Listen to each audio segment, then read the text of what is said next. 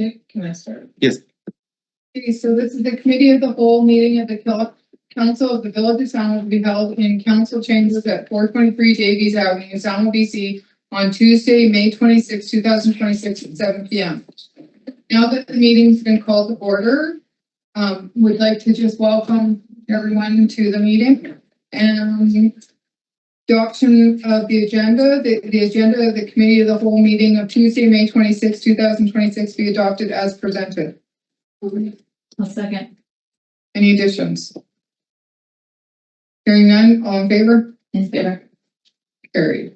Adoption of the minutes, there's none. The delegation, welcome Dudley, and I'm not sure who else is there. Melissa? Or Melissa? No, it's just that. Okay. Hi, can you hear us? Good evening. Yes, I can hear you.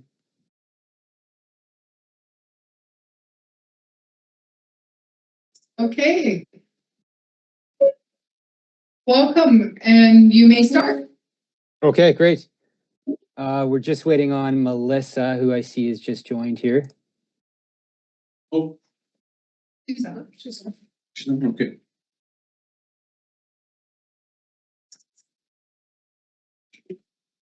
Hey, Melissa, they are ready for us to present. So if you don't mind sharing your screen.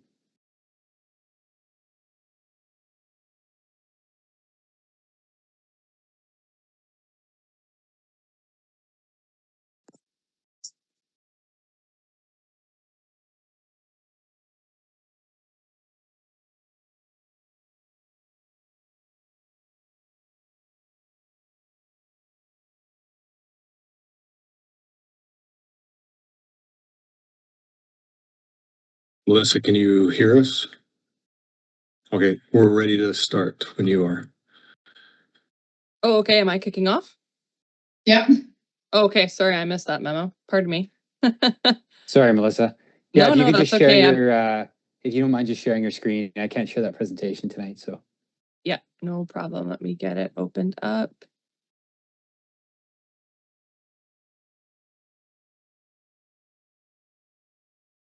Dun, dun, dun. Oh, where did my Teams call go? Sheesh.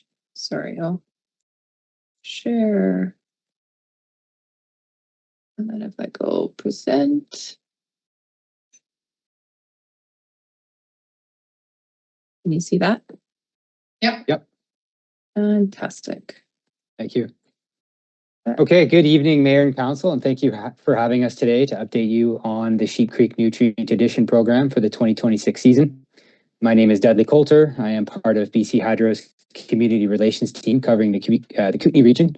I'm based in Castlegar, but I live in Nelson on the traditional and unceded territories of the Tanaka, Secwepemc, and Okanagan Nations and Sinixt peoples.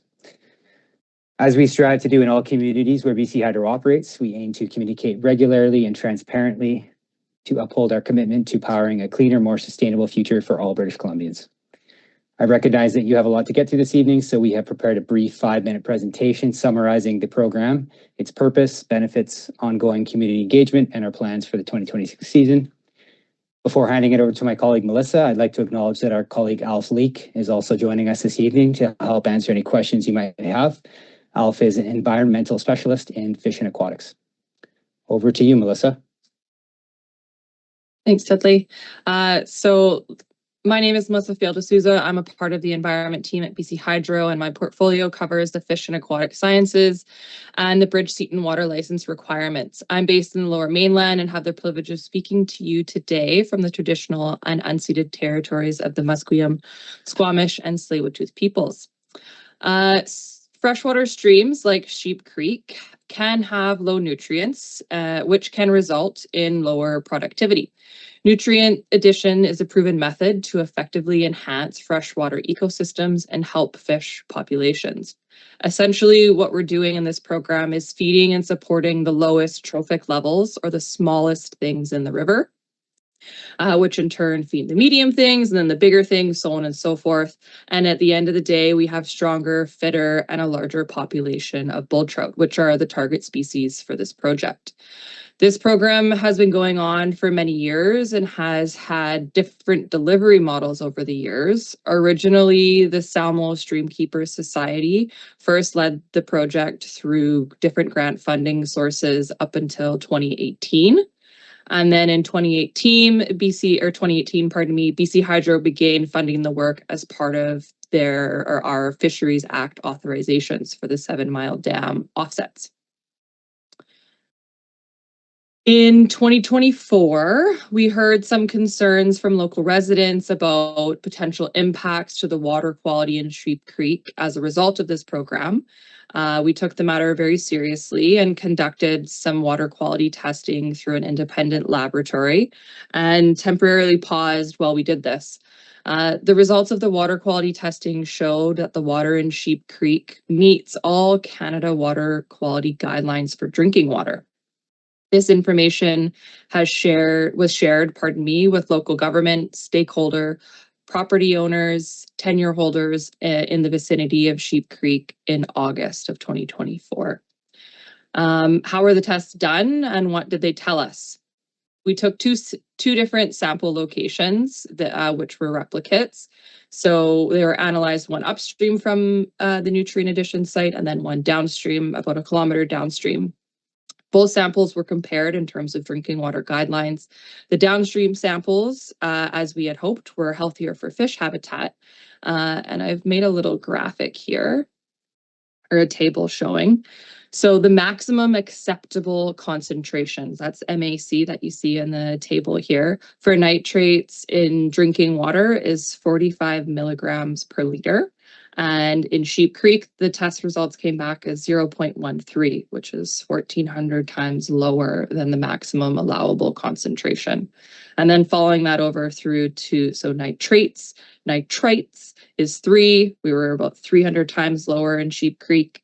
And then the phosphates, the maximum allowable is 40, and we came in at 0.02, which is about 1,600 times lower. So much lower than the maximum allowable concentrations. And we can make these reports available if you guys would like to see them again. The final step, we want to ensure that we'll fully understand local concerns related to this program prior to implementation in June of this year. During this time, we're continuing to engage with local communities and investigate any outstanding issues or concerns. Dudley is the community relations rep for the area and is available by phone call, email to answer any questions about the program.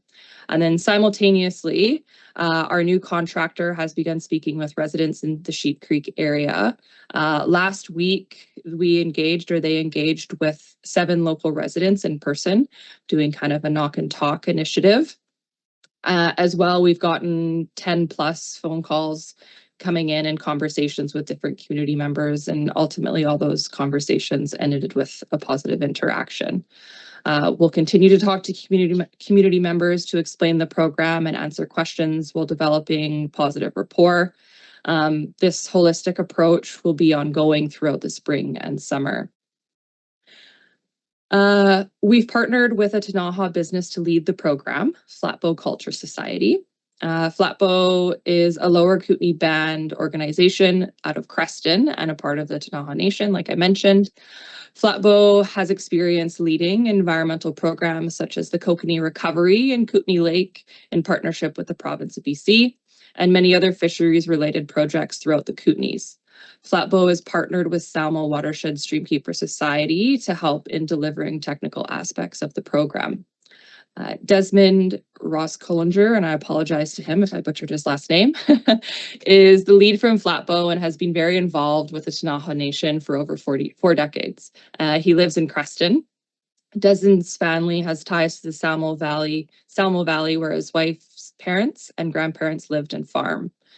In his spare time, he often is hunting, fishing for community members in need in the Lower Kootenay Band. He highly regards nature, values family, community bonds, and strives to make this region more sustainable for future generations.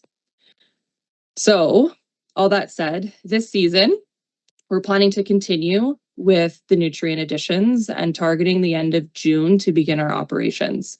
This year, we have a more permanent facility, which is a custom fabricated shipping container, which will house and administer all the nutrients into the creek.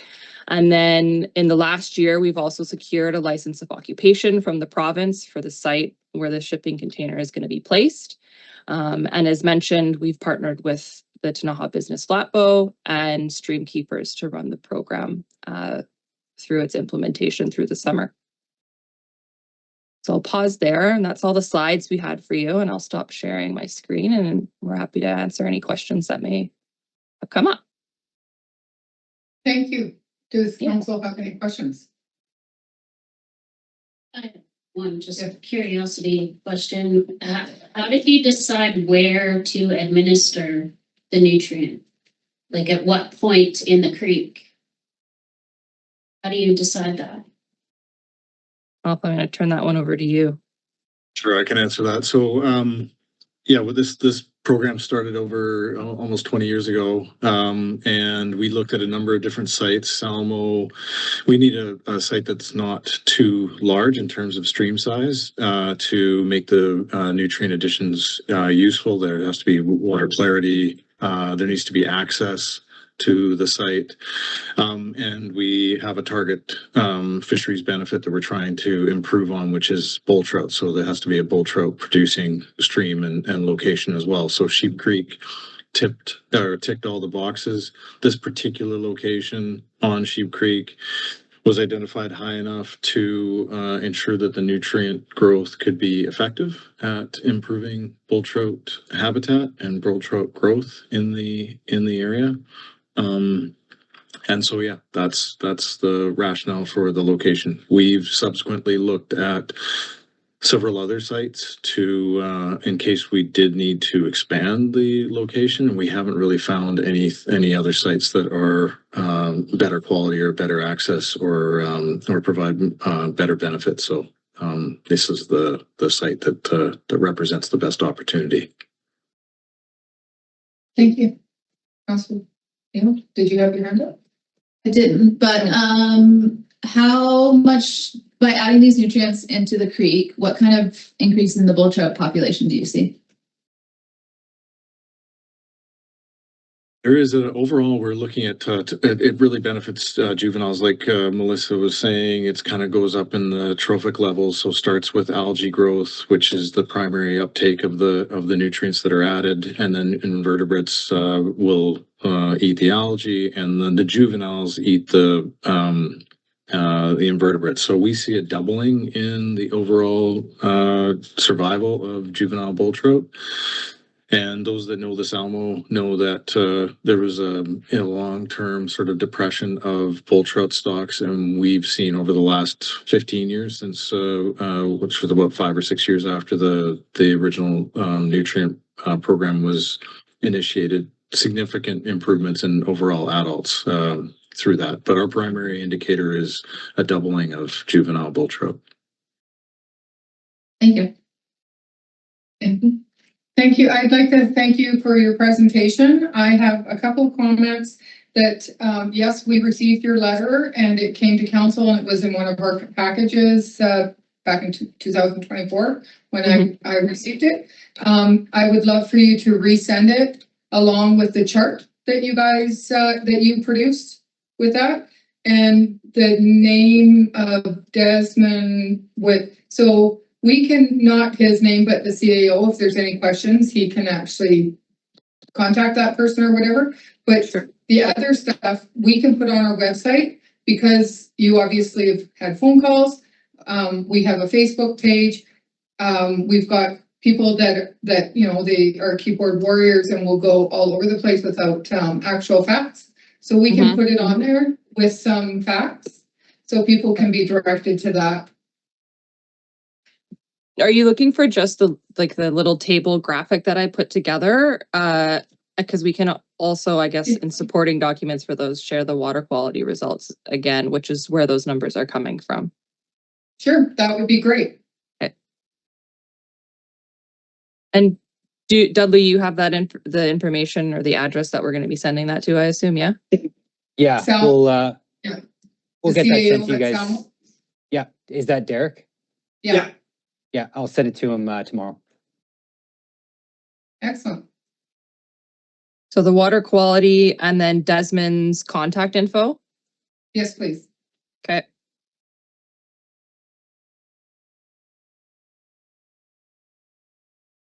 We appreciate you trying to bring back bull trout more, as I enjoy fishing. Yeah. Thanks very much. Thank you very much. Have a good evening. Thank you. See you later. Thank you. Bye. Bye-bye.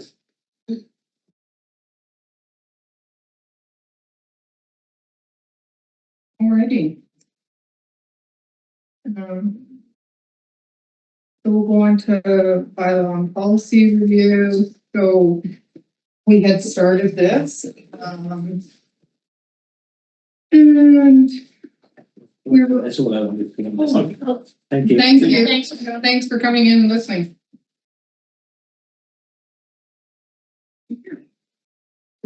Good person to hear that because, you can share what he heard.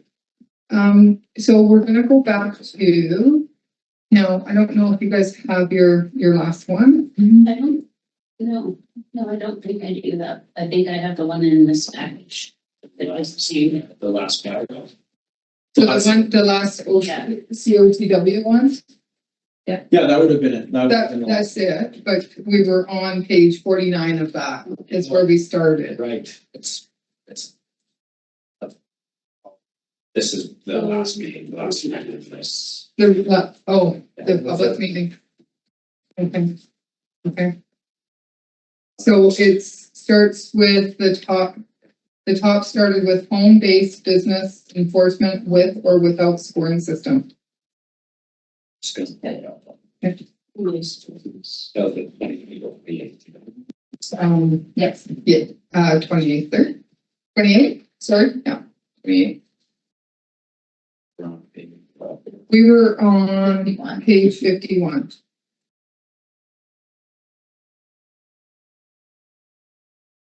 And we kind of were all over the place, like going back and forth, but we've physically got to here. Right? Yeah. Because your report was stuff that went through it. So that was the first 2 pages. And we did that. Okay. Okay. So, I don't even know how we're gonna go back into this.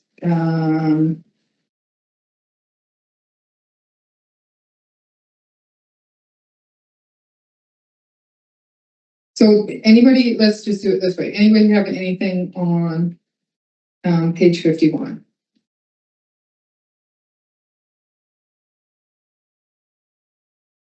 Not specific, sorry. Go ahead. Not specifically about on page 51, but it felt like when we left off last month, it was really getting hung up on how well we could police things, and Right. that's kind of where we got spun around. Yeah, absolutely. And I think the kind of where we left off is more, I think we have to look at it as more of an encouragement. I don't, the council, kind of expressed the funding enforcement to the level that the scoring system would be necessary isn't feasible. And so then we would be pivoting more to a more traditional system where now it's encouragement, enforcement. The one thing that, we're just dealing with today operationally was just an instance about how we can, for some of the enforcement matters that are tied to property, that we can start looking to maybe levy some of the fines onto the taxes rather than having going summary conviction and heading to a judge. It's our bylaw enforcement would still handle it, but we would be able to escalate without going from basically a ticket to going in front of a judge and arguing about the merit of it, where it would be no different with like some of like the unpaid utilities, for example, like just giving us some operational protection that would be something that we could look at as far as, for the few that we weren't able to, I guess, get to comply. Because ultimately right now, we'd be working at, encouraging, sending letters and trying to work with them. But right now, we don't really have a ticketing animus that isn't, the fines aren't a lot, but it's just that we have to go basically in front of a judge automatically. And I don't think that We do not want to. we do not want to do that, of course. So, It's a waste of money. yeah. Okay, so, and on top of it with the, more single wides, Mhm. well, anything, you can't actually put, any lien on it, because they don't own the land. So, in the trailer parks, in the 2 trailer parks, somebody could do something and you can't put a lien on it. And you can't put a lien on the actual land, because it's not, the owner of the land is not the one that's doing the nastiness. So then, with saying that, how are we fixing this? How are we taking it up? What are we doing? Well, it's. Because right now we have a whole cost range, which doesn't make a lot of sense, some of it, because like moderate to high impact, not suitable everywhere in residential, and then high impact, only suitable in limited residential situations, if at all. Like this. That the turn on page 53. Yeah. No, and I think the whole idea is that we're scrapping this whole idea as far as the classes from 1 to 7, just because it would involve a lot of follow-up and enforcement measures. It's not so much the ticketing, it's hard to implement. Yeah, I think now, sorry, Go ahead. that we had discussed, let's just simplify it. Yeah. Like make it so it's straightforward. This is what it is. Like, this is what we're allowing to take place as far as businesses. Yeah, absolutely. I think it's more about setting a line of just general activity versus trying to pick and choose what is wanted where. It's just because the level of follow-up is immense with your story. And when you say what activities are allowed where, would that include like naming the business types, or, because I think that's where it really got us into the mud last time, was people got really fixated on things like small engine repair or whatever, Gravel pit. or whatever the wording was. So I would be really cautious about naming specific business types that are allowed. Yeah, no, absolutely. I think where it's going to have to be more geared towards the level of activity versus naming as something. It's just, and it would be kind of in a lower, more so in the business license bylaw as far as like what activity is permitted versus what type of business is allowed. So it's going to take a little bit of reworking of the business classification, but it's going to really, what it will involve in the business license bylaw will limit like the intensity in and of itself. Without having a score, we would say, no business that has any kind of customers coming can operate after a certain amount of time, or for anything that is high intensity noise, this is the time. So then now, if there is, it's more of a guideline. Like again, it's going to be really tough to hammer down on the enforcement side of it, and it's going to be really a level of encouraging, but that's the trade-off of being heavy-handed on the enforcement side of it. Having the score allows you to limit things, but if you don't, if that's not possible, then it's more closer to the system that we have now, just trying to tweak it so that it's a little more functional than what it is, more so than hitting a brand new reset. Okay. So we're gonna move on, and we're gonna get rid of all the scoring. Mm-hmm. But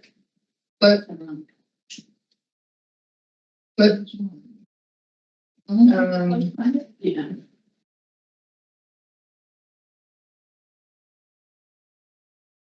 Where? And that. Oh, I have it. I just grabbed the one out of this week's packet instead of the one I used last. I'm just trying to get to, okay, so that is everything that you had brought forward. So it goes to page 65 of the actual zoning. So then will you bring forward a new plan for us? Well, I guess as far as how the question, I guess, from the zoning, side of it, when it comes to the business activity is now in the definitions, what we would want to, like, the easy answer is that the definitions as far as the activity, it is probably like you can tie it to a property zoning. It's probably better to tie it to an application. So I feel that it's, again, something similar to what the scoring system is, more vetting in the application side of it versus, to your point, trying to limit business types. It's more just that. So for the zoning process side of things, if there was limitations on any of the definitions for certain businesses, that's where we can start funneling and limiting. Heavy activity is frankly just in the definition. So for an example, I'm just trying to find something that would be it's going to be hard to pivot, but like a pet daycare, that it could only be a certain size and have certain hours of operations.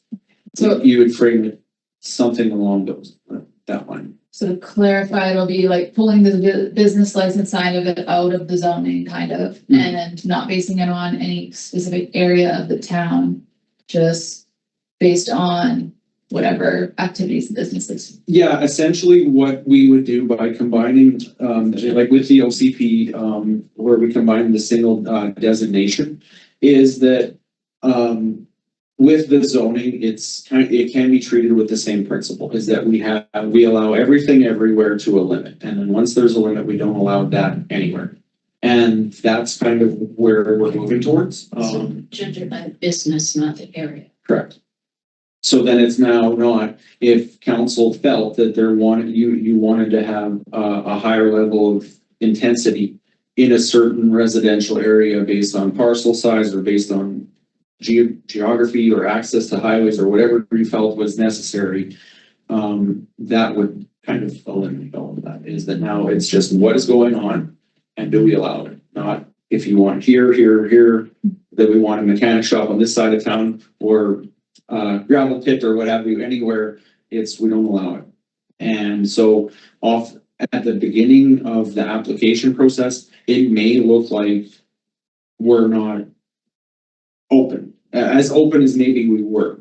But I think it's going to only limit the ones that we've received complaints on over the years, as far as the higher intensity businesses that we've heard on the welding or what have you, mechanic shops, those few instances, it'll be scaling that activity down, and that it's basically lowering the entire bar of what we allow, instead of saying, well, we can allow more here versus less here. That's kind of the difference that we're kind of moving towards now, where it's not that we can't decide to, have different levels of intensity. But I think with us removing the scoring system, it's going to be easier for us to just have a certain line of intensity and just communicate that too. I'm just gonna, just before I just wanted, so we can get going on this, this is what I'm hearing you say. And correct me if I'm totally off, because I'm kind of all over my brain for this, is that with a business, I'm gonna come in, I'm gonna apply for a business license, and I want to have a business license I'm gonna use a flower shop because we have 2 little flower places.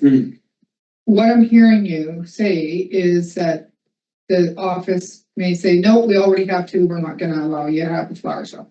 Is that what I'm hearing, or is that incorrect? Incorrect. No, there wouldn't be any limit on the size. It would be, for example. On the amount, not size. The amount of.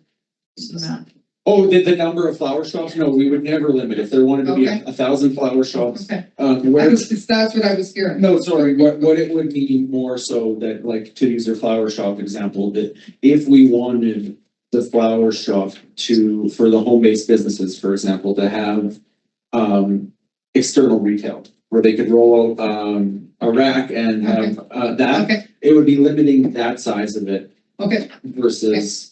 Councilor taking up Kelly. the- Thank I'm you. just remembering from our last conversation that we were coming out of the public hearing from the OCP. A lot of like what we were thinking was coming from that. And I'm really curious to see now that we're going the other way and we're putting a lot more limiting on the type of activities. I wonder if we'll see different, we're not, okay. No, that's what I was clarifying, Okay. is that we're not limiting the activity in the amount of how much activity. So I just use flower shops because I know that we have two. So I just use that. I don't think there's much of two of anything in Salmo. Yeah, So that's why I was using that, yeah. is can we have three? Can we have five? Is it the intensity that they're limiting? That's what- That's the, That's what I'm getting at. It's like, you know, the big concern at the public hearing was the welding shop. That's just the Right. example Yeah. that was given. So there's a lot of thinking around that. And I'm just wondering if like, because there's businesses like that going on right now. I'm wondering if we're gonna hear other comments at the public hearing due to zoning that are like, hey, what the heck now? A whole bunch of us doing these things and how does that work?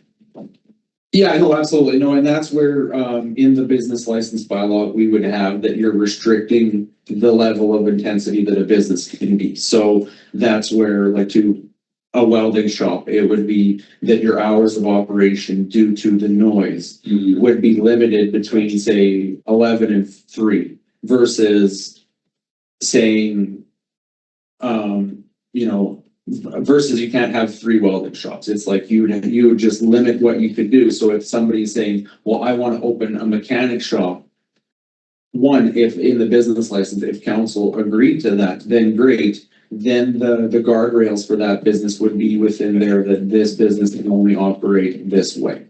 And it's not tied to, That makes sense. Well, I was just gonna say, that's how I'm hearing it.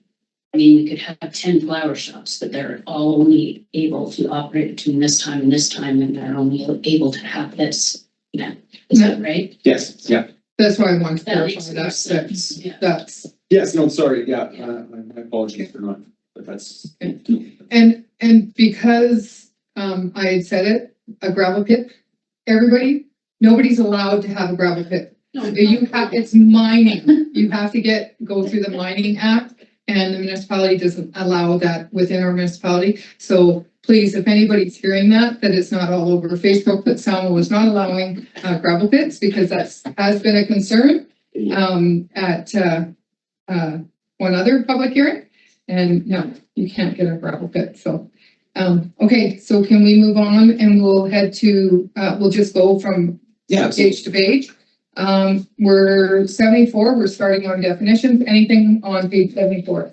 You have to? Are you on that? Okay. It's just the different.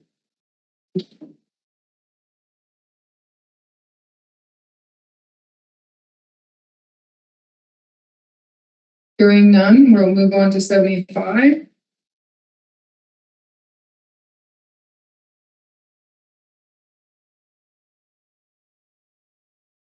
So the one concern that I have is B&B, bed and breakfast. We don't have a lot of bed and breakfasts anymore. If you look on, it's Airbnb. So I'm wondering if we can get into. just say it in there. This includes accommodations. Yeah, but I'm saying that we call it Airbnb, that it's not bed and breakfast. gotcha, okay. Because that is the language nowadays. So is that sort of like, is there a different, like, more generic term where it's like not like Kleenex, it's tissue? No, Like Airbnb, because Yeah, that's whatever it's. Okay, no, we I have just, VRBO, there's lots Yeah. of different, would you just call it like, say, short-term rental instead of Airbnb per se, or a different, Yeah, where Airbnb is like a brand? Yeah. That's all, yeah, right? short-term rental. yeah, I think you gotta watch that, because if you book it on Mhm. Yeah, another one. Yeah. that's right. So maybe if we can, I'm just trying to figure out how to remove that No, that makes from sense. B and B. So short-term rental would be great. And could you put in there the different, like, examples or? I wouldn't. Don't need it, because the reason I say that is that there's so many that are popping up, and I just learned that in the class. Okay, so we'll move on to page 76.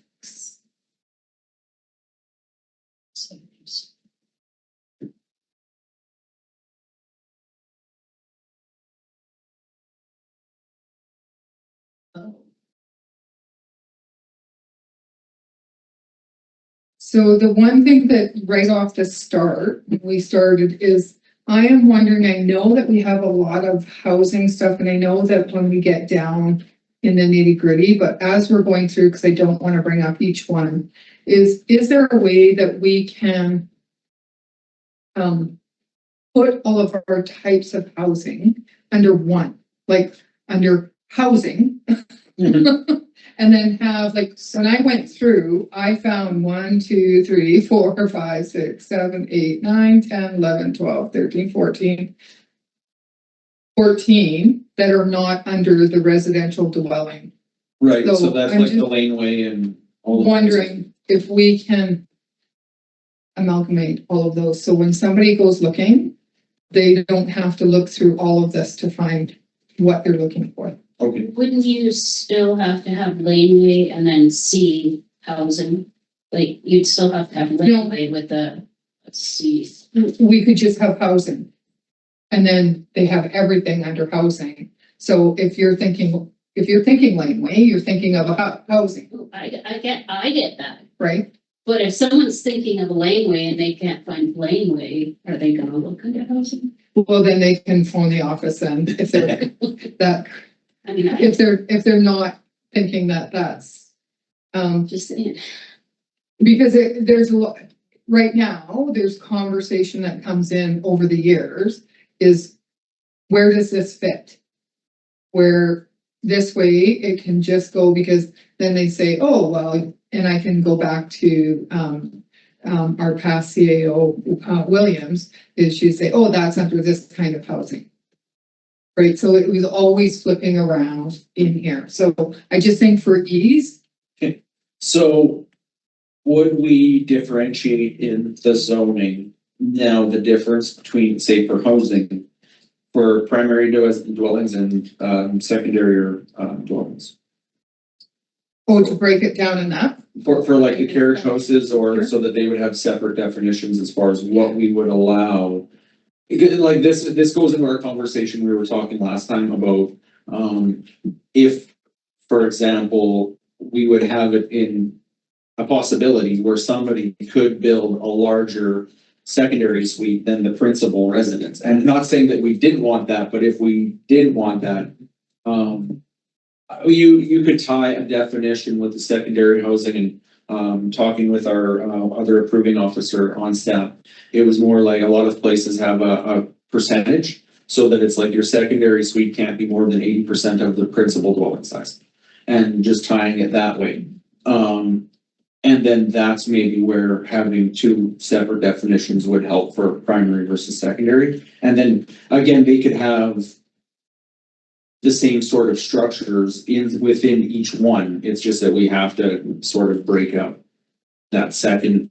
So like a main heading of housing and then subheadings of primary and secondary with all of them listed underneath. Yes, Everybody That good? seems I have fairly that. clear to me. Yeah. Yeah. It takes away any guesswork. Yeah. So anything on 76? Because I had talked about the housing. That's the Bs. Go on to 77.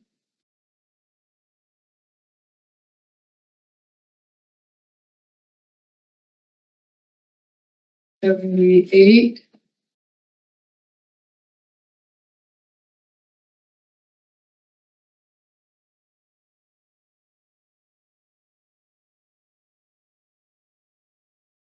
Let's see what it's got up here.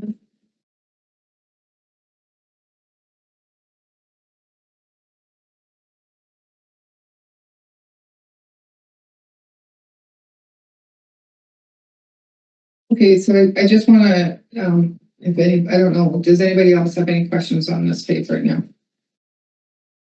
On page 78. So the child care center, the minor and major, the minor.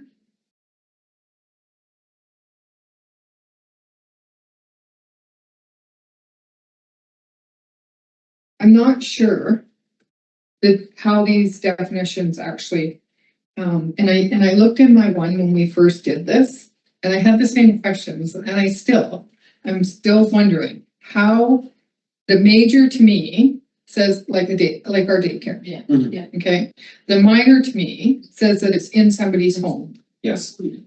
So you can't, so what I'm gonna say is I can't buy a building and make it a daycare and only have 8 kids in it and not live in it. No, Why not? So that's the definition. so I, That's what I'm saying. yeah, and I think where this originally came from was more tied to the ratio of care versus kids. And so that in a residence, you wouldn't have X amount, even if you had a 5,000 square foot house, you're not putting 20 kids in there because there's only one caregiver. It was tied to the resident side of it versus That's the scope, but I'm not saying that that's, we need to, For you. but I might be wrong. That, doesn't that feels like that there's oversight externally from us, and that shouldn't necessarily be our role. It's a provincial, Right? It's a provincial thing, Yeah. and that's stated in here that it is. I know, that's why, It's redundant. yeah, like I just, I guess, I don't know why we need a minor or major.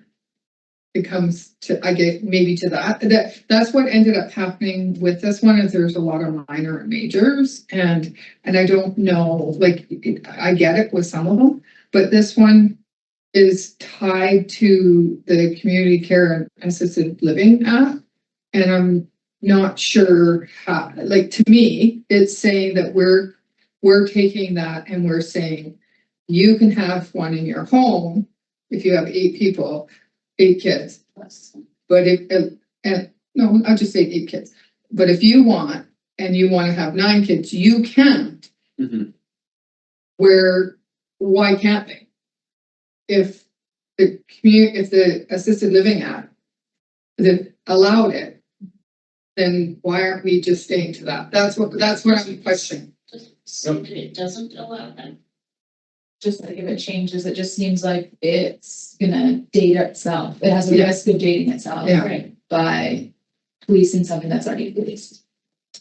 Yeah, and I think the intention of the minor and major is that it, like tying to the zoning, we would allow one in commercial, like we would never allow a major in residential. We'd allow a minor in a residential, a minor care center, but we wouldn't allow them. And I think, like, again, this zoning bylaw is a combination of 489 and the previous draft. So there's some things in here that were remnants of the snows yesteryear. So that, Shouldn't be.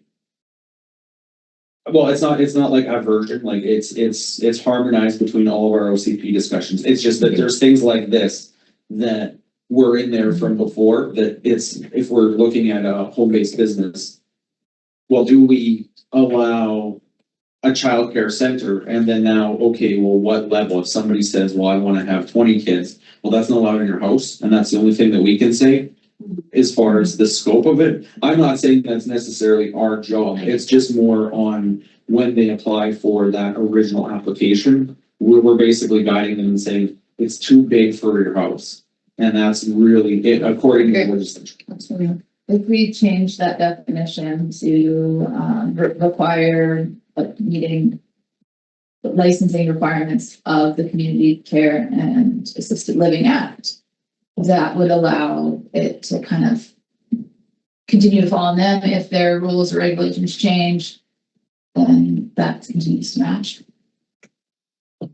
Yeah, I Or agree, because, like, get rid of the minor and major.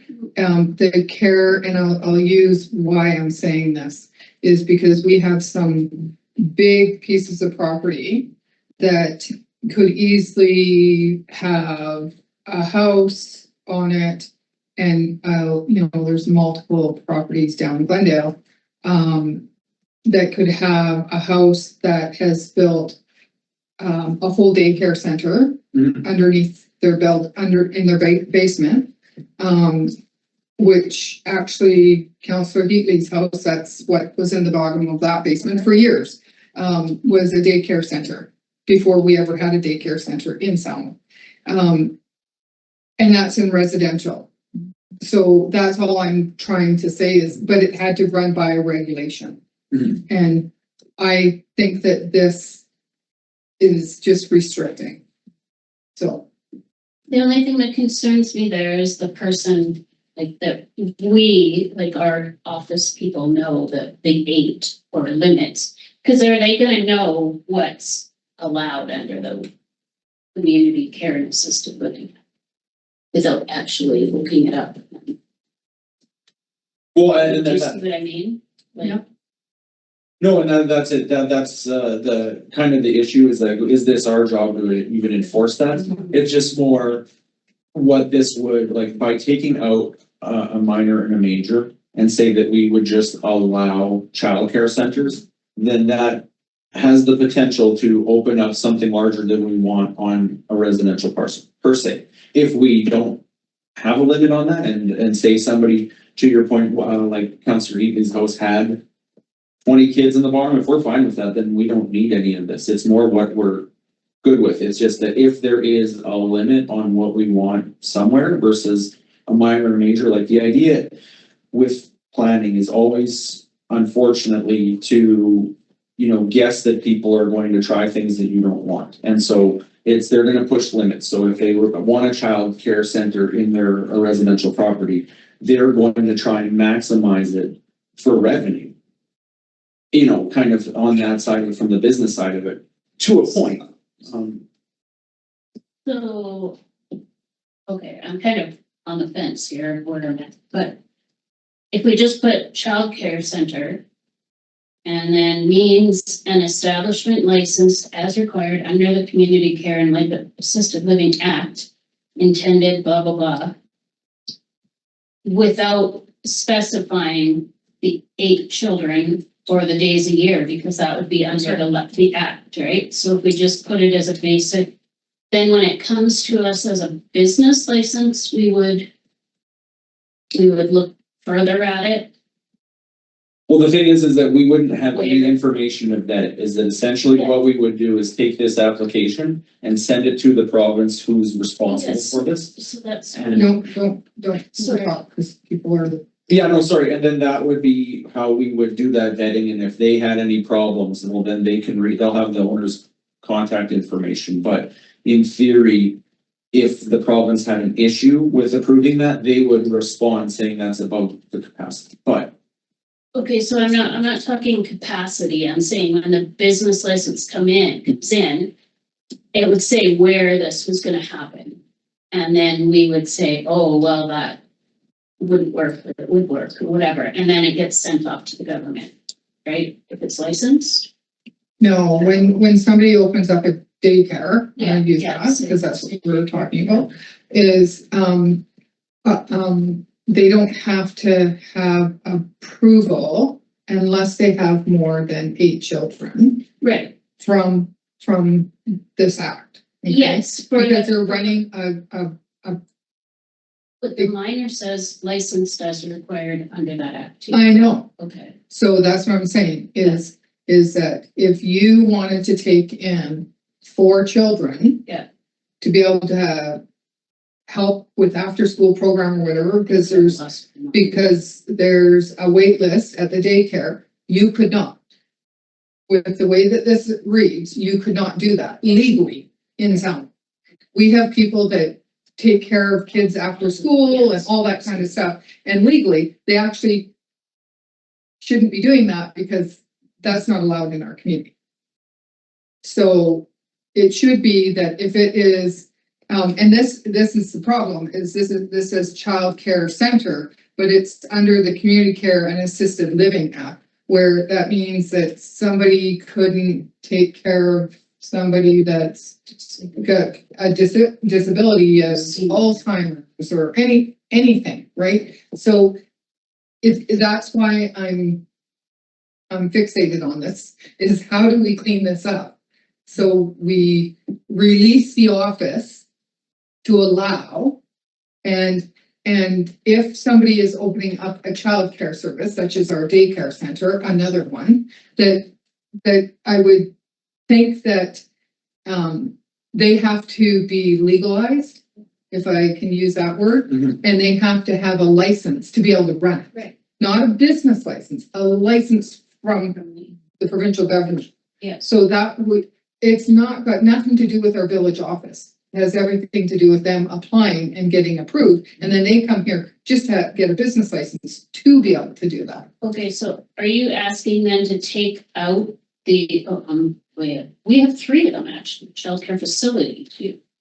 Are you asking to take out then the Community Care and Assisted Living Act portion? Is that what you want to take out?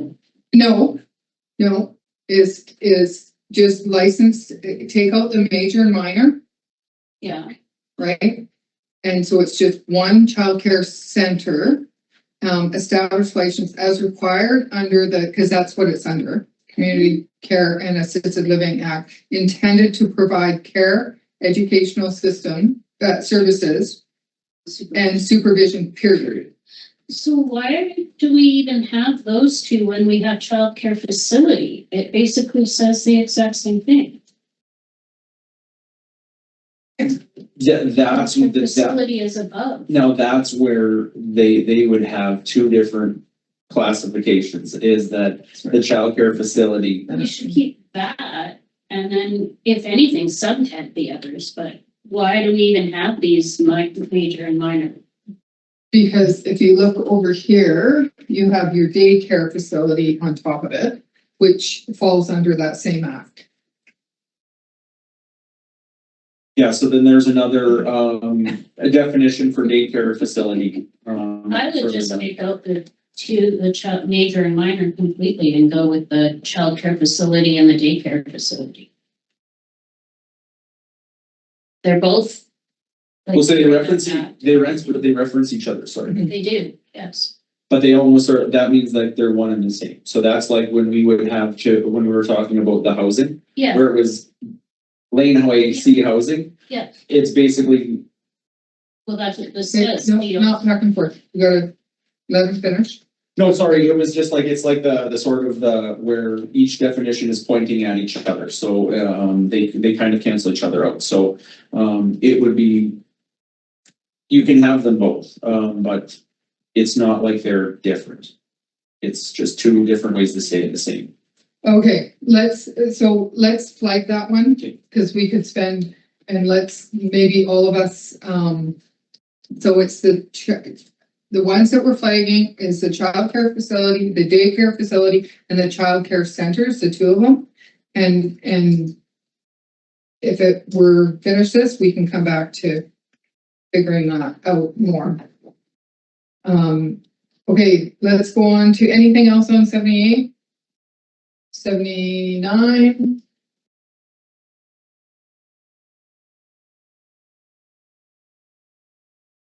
$80?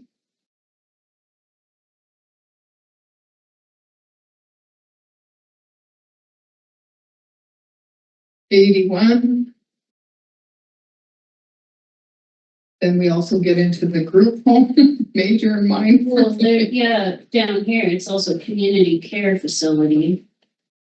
Yeah, Yeah, we're moving into educational and group homes and nature and they're all different but the same.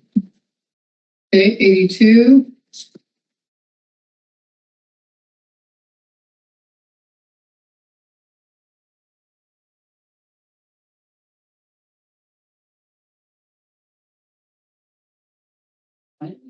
High technology research. Design.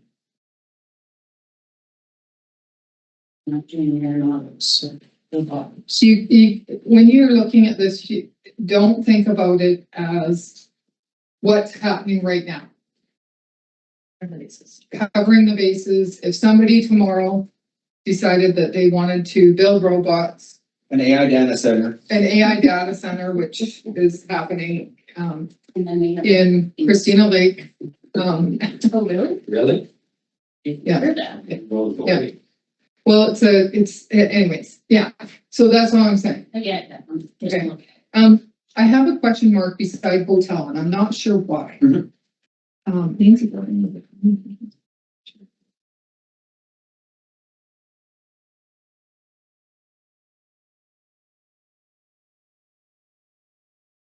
Yeah. Maybe the one month. In relation to the motel, the difference maybe? I don't know. I have a question mark and I haven't highlighted it, but I didn't put anything else there, so I don't know. Nothing, They are quite different.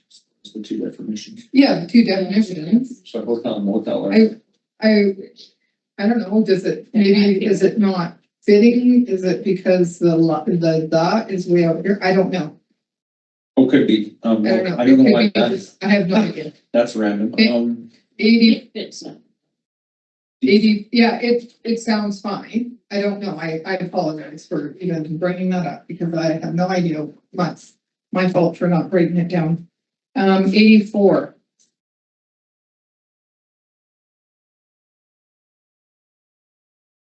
$85. Okay.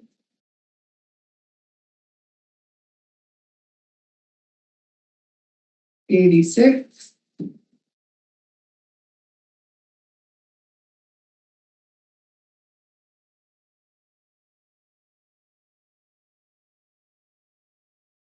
Manufactured homes. Mm-hmm. I know when we were talking about this for the secondary suites, within the OCP. Mm-hmm. Now the manufactured homes in this context, I just want to confirm with council that we're talking about a trailer. It's not something where we're calling a modular or a tiny home. It is a trailer as far as in this This definition. definition. Okay. A manufactured home in nowadays language is a single wide trailer up to 16 feet wide. Okay. Manufactured home before used to be called single wides and double wides. Double wides are modulars now. Classified as So modulars. these might need updating then, because nowhere does it say that. And the manufactured home.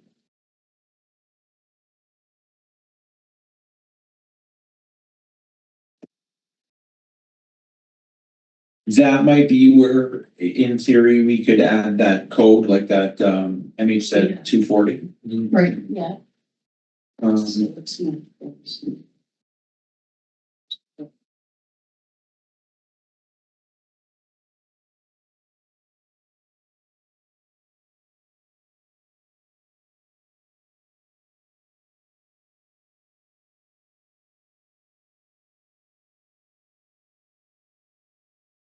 So now there's a mobile. So that was the one, okay. This is the, yeah, 2008. It just says on steel frames, but didn't it have some definition of wheels?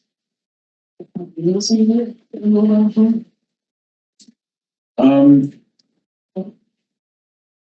What I can do, is, I've reached out to our building inspector, he's provided some of the different, codes for what, but I think that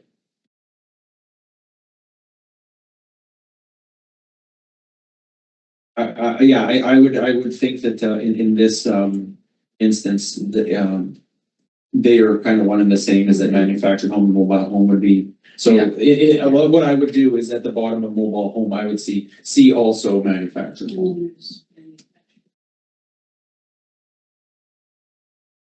Between mobile vendor and motel.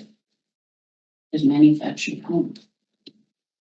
Oh, yeah, I have. second one on other side. That should probably read modular home then, maybe, instead of That's- manufactured home. A 277. Yeah,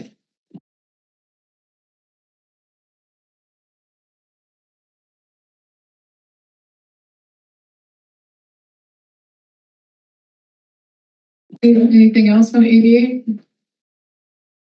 89?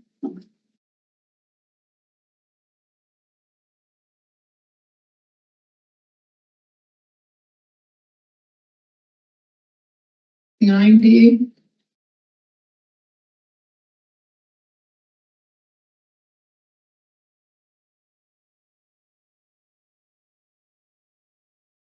$91?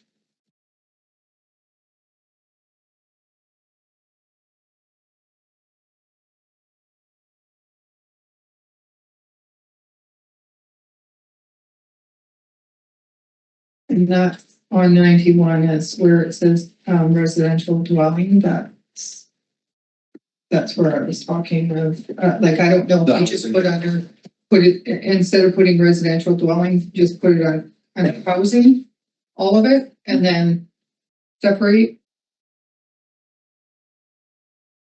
yeah, I guess,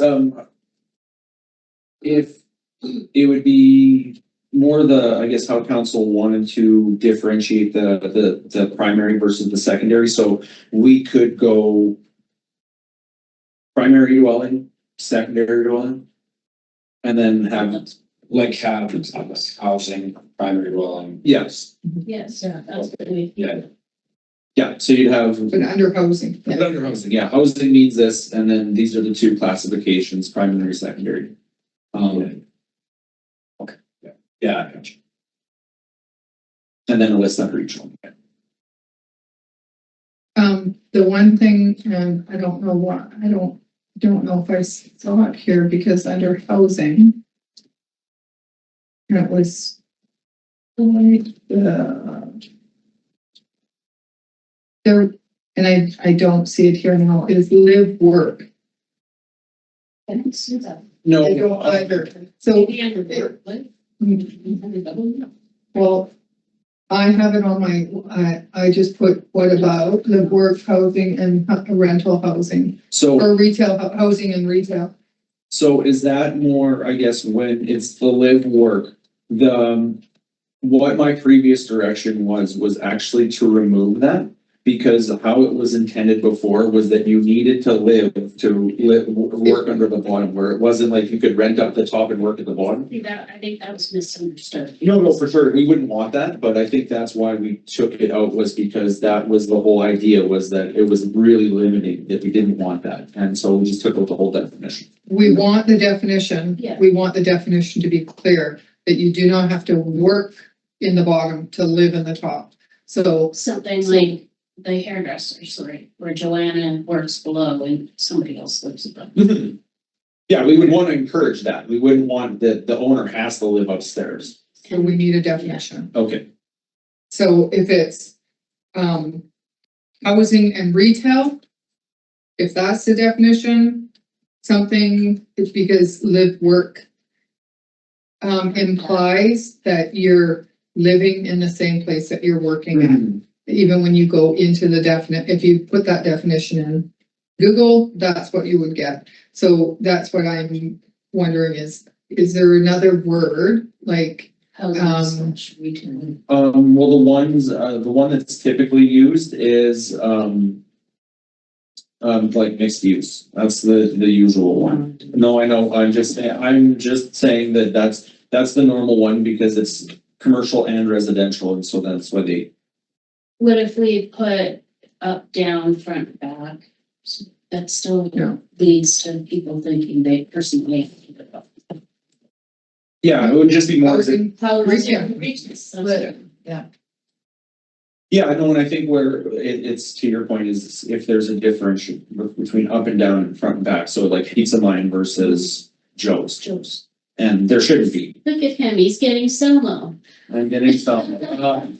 Yeah, and but I think that we would want to encourage both. I think most council would want to encourage both. So I think it's just finding a different word than mixed use and if it's live work. But live work made them think that they had to personally live where they were. No, that is what the definition Yes. said. So that's why I'm saying, we can still use the word live work, but the definition needs to reflect Housing, that it's housing and retail, yeah. that it's not the person living there has to work there. That's, So. That's great. So now for I can add the live work, now the question would be as far as mixed use, no. Why do we have mixed use? Well, does this now make it redundant? that we took. Excuse. We don't have mixed use.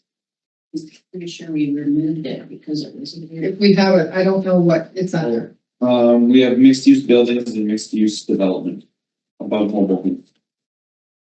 Seem to be. Oh, mixed use buildings, see mixed use development. It's just buildings.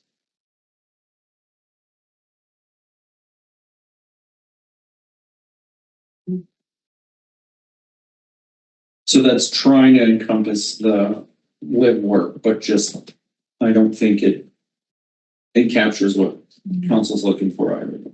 Yeah, I don't think I we don't think need that. that's no. Because retail, if somebody opens up a place that has 4 different places that you can do retail out of, it's all retail. The only difference that you're doing is if you're putting housing with retail. Mhm. So, Or if you were doing, we don't have it, but if this was, railway was still, industrial, then it would be industrial retail. So they'd have a shop in the back and then, a retail up front, so like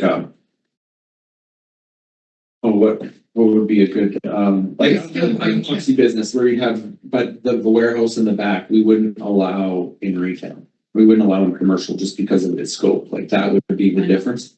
They have their. in that instance, what they're allowed to do in that area is that they could have that. Yeah, there'd be only, say, if there was any difference, just going off of the last zoning of what would be allowed on the railway versus, say, the property behind the junction. Where that vacant lot, where if somebody wanted to build some sort of more intensive use, where it may be allowed there, but not there. Right. The only difference of mixed use where you'd use it, where it's not just retail, residential. That definition. No, and it would be only in that instance, if we're not ever going to, that's never gonna come to fruition when we can get rid of it, because that doesn't fit our community. It would be only if we would allow something different there versus there. As far as like a shop in the back and a store in the front, where it's like industrial in the back, store in front. But if we are not gonna allow that there, then it's redundant to move. Yeah, no, I think that, leave that makes sense. The mixed use, leave that, okay? But add the live work Yeah. with the better definition. Okay, on to 93. Again, there's just a lot of, short-term rental. Yeah. So the short-term rental is already there. So it's that B and B Just was. removal because it's already there. So now with this short-term rental accommodation, would we ever put like a / Airbnb or is that good enough? Or just get rid of the top one? Okay. Oh, wait. This does not include bed and breakfast, homes, hotels, or motels. What is a short-term rental then?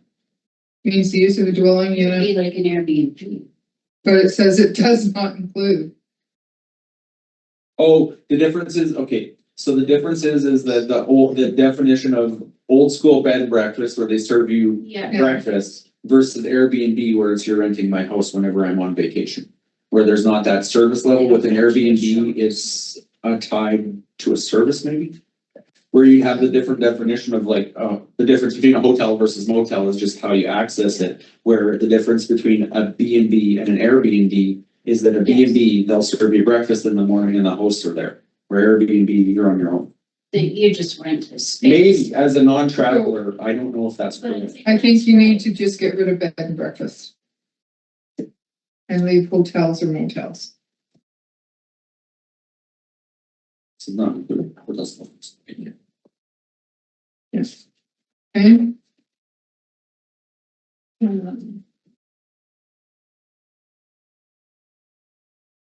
So that's 94, 95.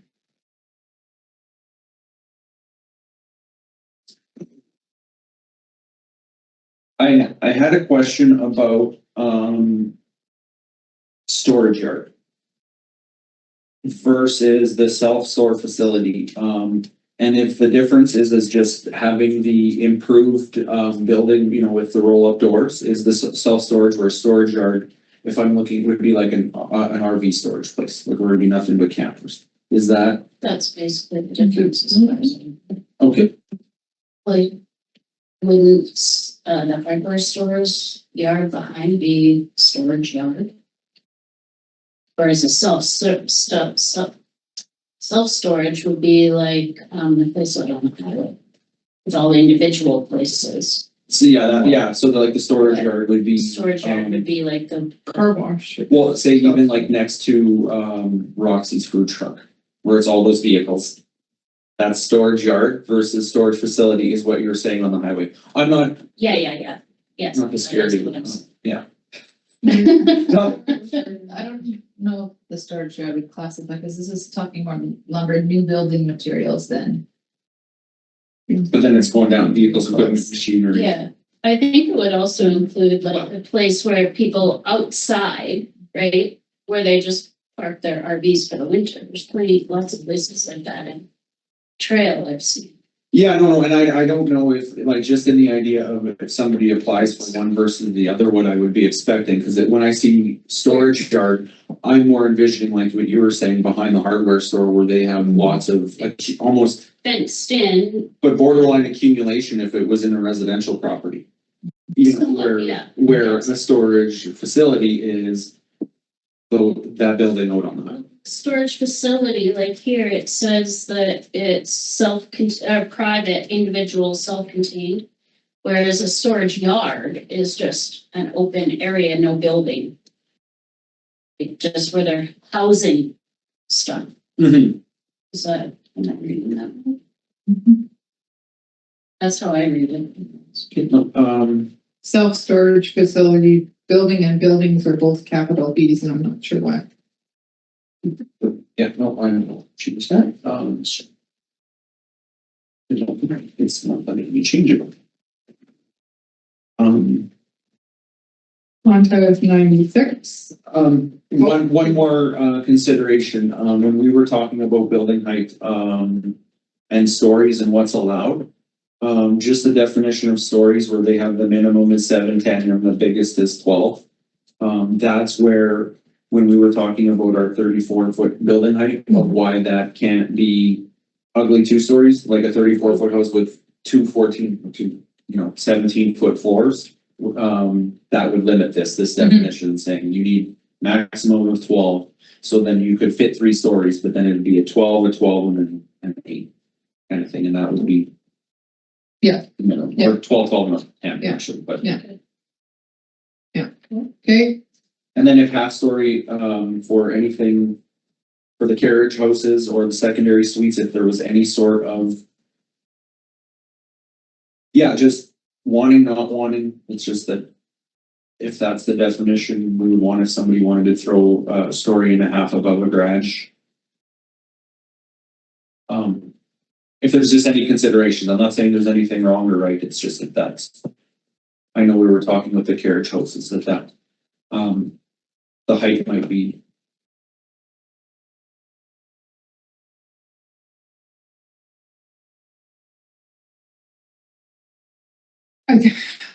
just my own personal opinion, I think it would look absolutely funny to have the secondary home be bigger or taller than the primary residence. Now, if the secondary suite is on the top of a garage, then the garage is not the whole thing. If you look at the one across from me, it's got like, that garage is gonna be 12-foot ceiling, but then the upstairs is built so you could use it as a suite if you wanted, and that is just the angle portion. Yeah, like a real, I guess, visual version of that is that one on the highway on the way out to Nelson, that silver red one, where you have the outbuilding below and then a half story, full story above it, where there now is a significant height difference in the primary and secondary. That's not something that we're worrying about necessarily in these definitions. It would be more,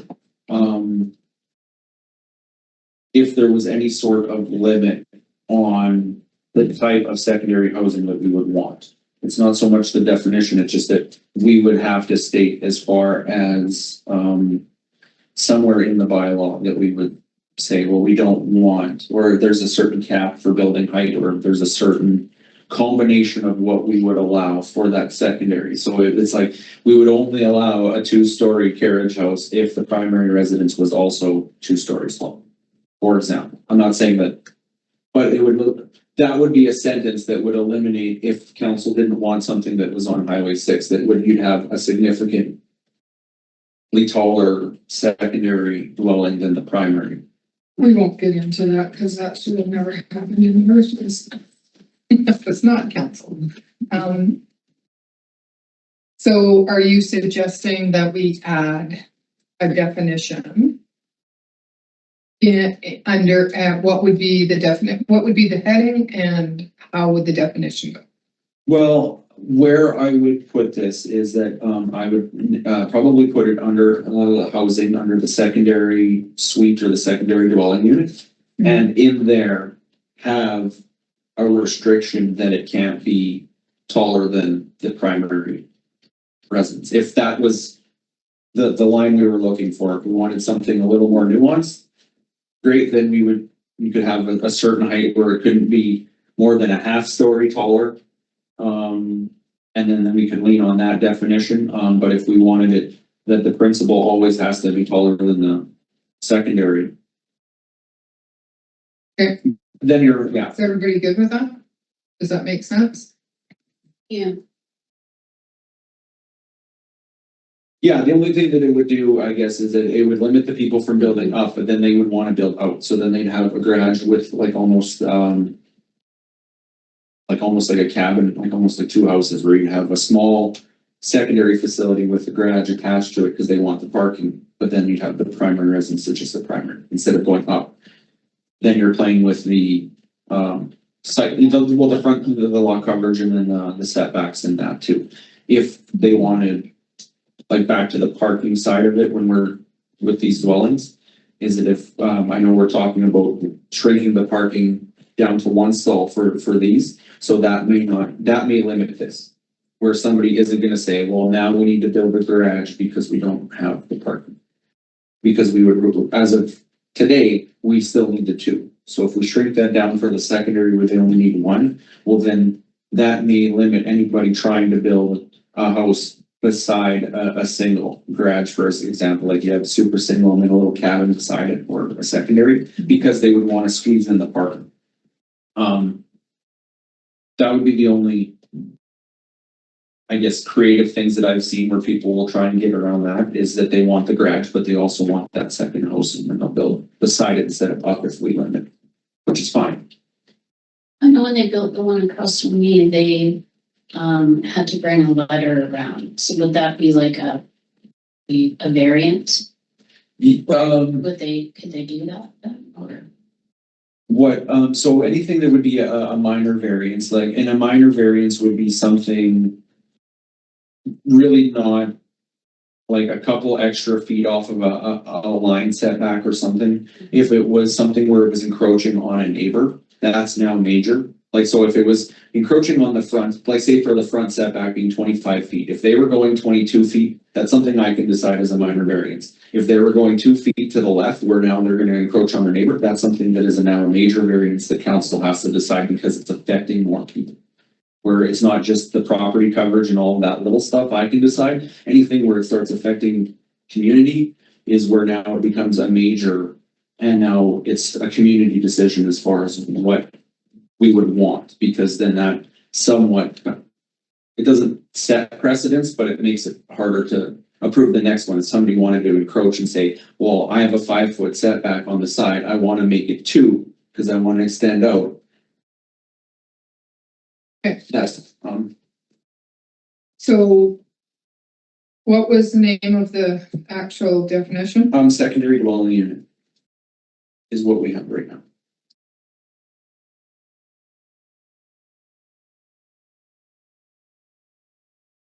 And so this would be, height. The building height cannot exceed the height of the primary residence.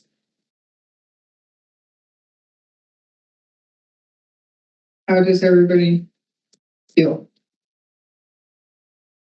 So, yeah.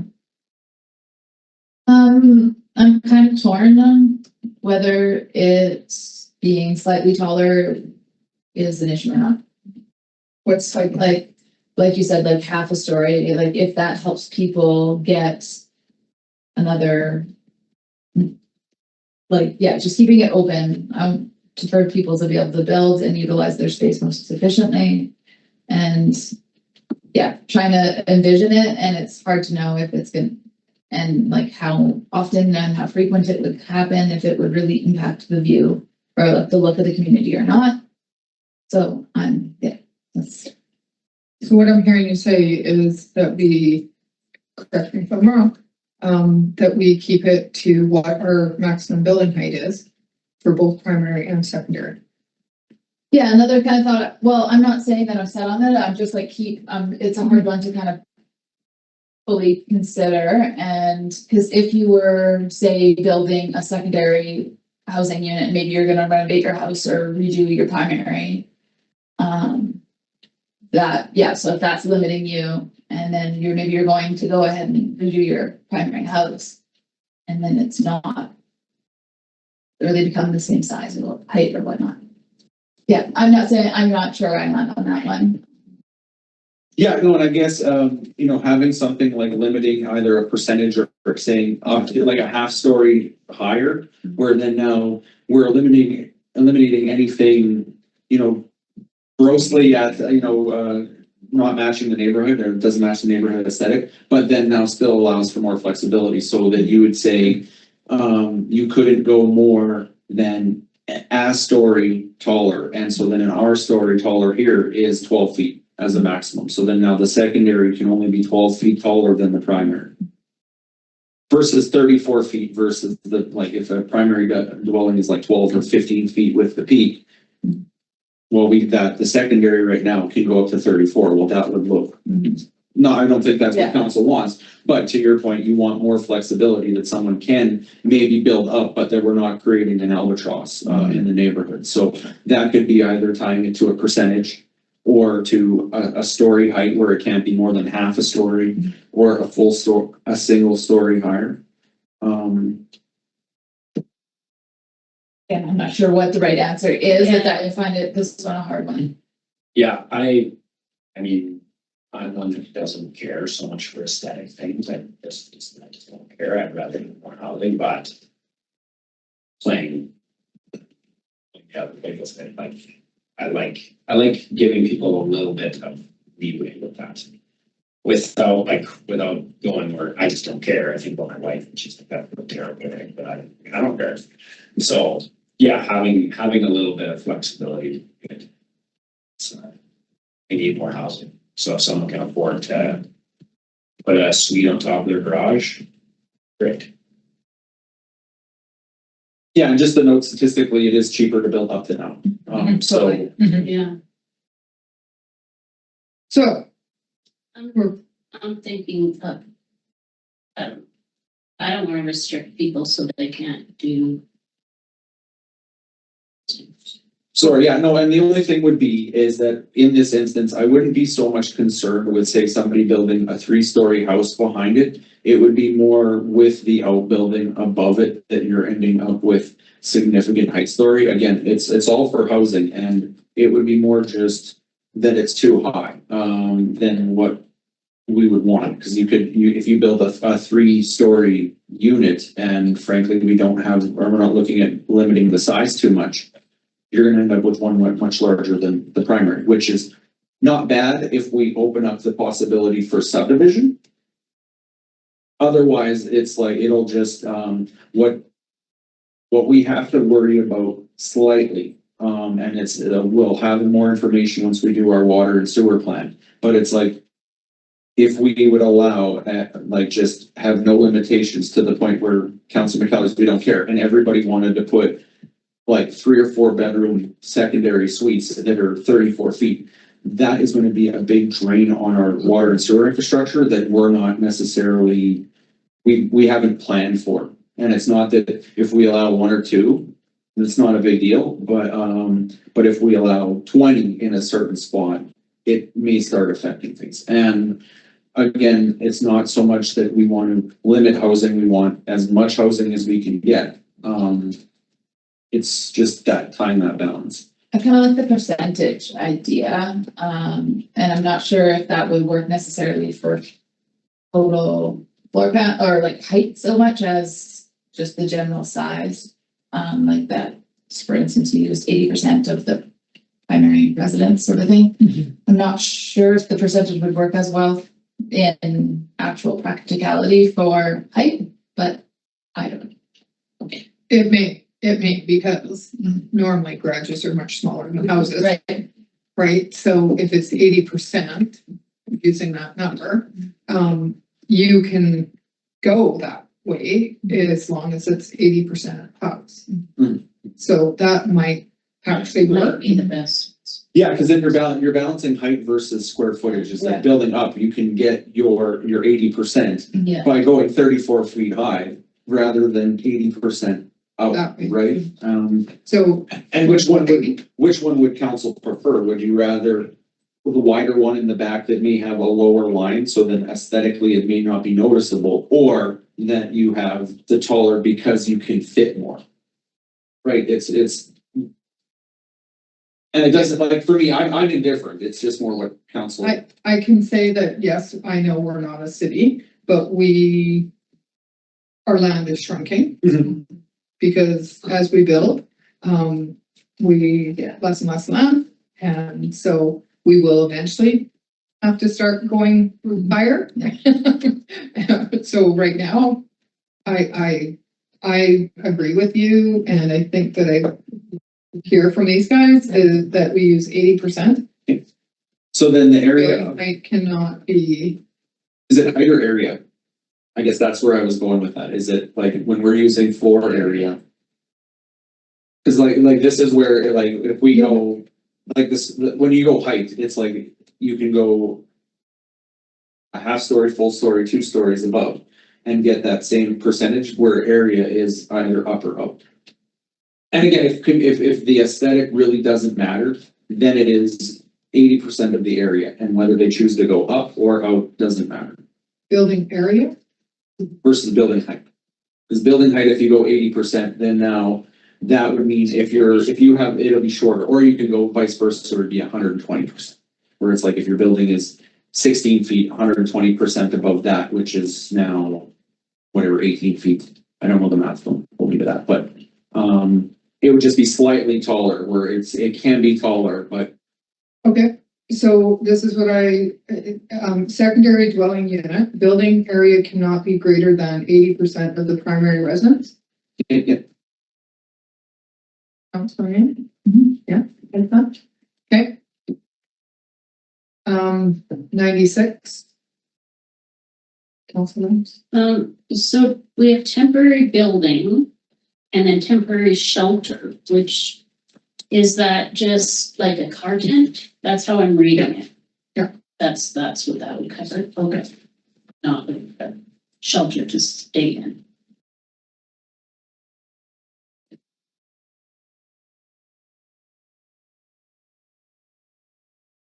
Transition house. I just wanted to ask about that. Not that is that something that would ever tie to our previous discussion? Like our in-camera with the housing, or is that? No, we will not be talking about that. Okay. And then two-family dwelling. Is that just meant for a suite?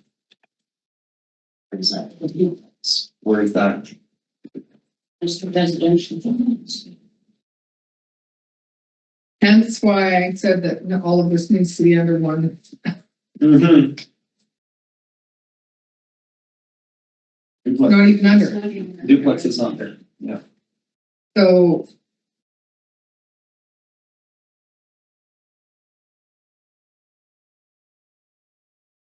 Yeah, so just get rid of that two-family dwelling, just scratch it out.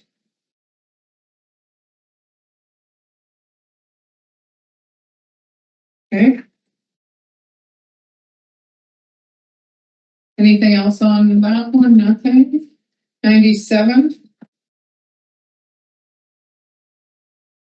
So we have a minor and major veterinary clinics. Those two make sense. Major is like large animals. So, I don't know a lot of people that take their cows to the veterinary. No, me neither. The vet usually goes to them or their horse, but you never know. So under veterinary clinic major, it says this also includes animal clinics minor, Yes, so because you're doing everything. you can do both, Gotcha. but that's why I don't know why we have to have the two, because We don't. in the years of farming, I've never seen anybody take their cow to the vet. I don't know that if we would have the ability to house a facility like that here, unless they wanted to literally build on railway. I just say, from a person who's come from farm country, those facilities for the big animals are not the same place you take your dog and cat. Like what I take No. Tucker to at the Nelson Vet Hospital is not these ones where they bring in with horse trailers and it's pull through and it is like an industrial facility. It is so different. Council. I feel like another big difference is that the minor, the animals are kept inside. And the major, there is outdoor shelters. I feel like that's the biggest difference. Because I don't know, I'm just gonna bring that.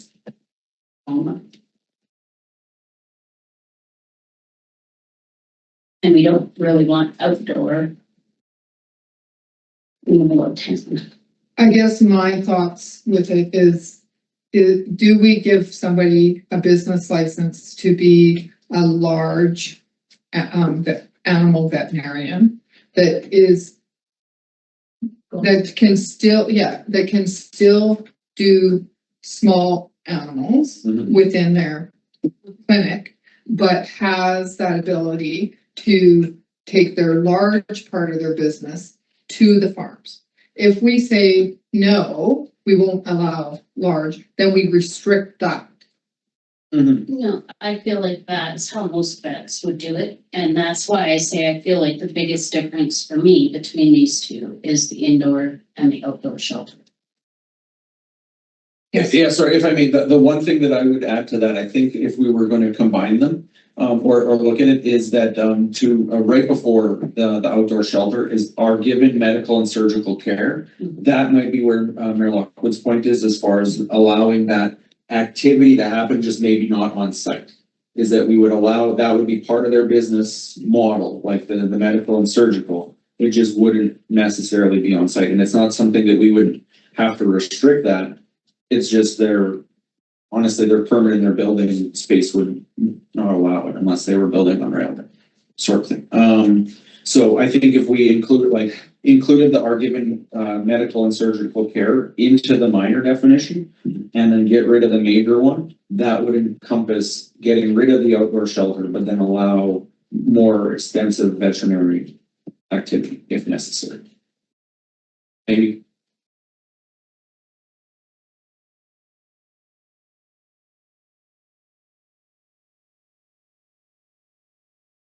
I like the most, yeah.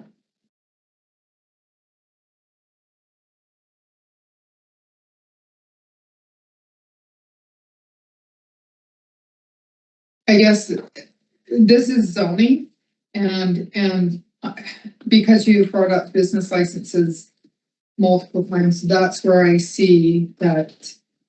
How does this fit? And how does, as a zoning definition, how does this fit in the business license bylaw? That's the thing, is that technically under the zoning, what we could do, well, this is where they start falling on each other, is that what's in the zoning needs to be allowed in the business license, because you're allowing it on this property, where it's not necessarily this business activity, it is this activity. So you're splitting hairs a little bit as far as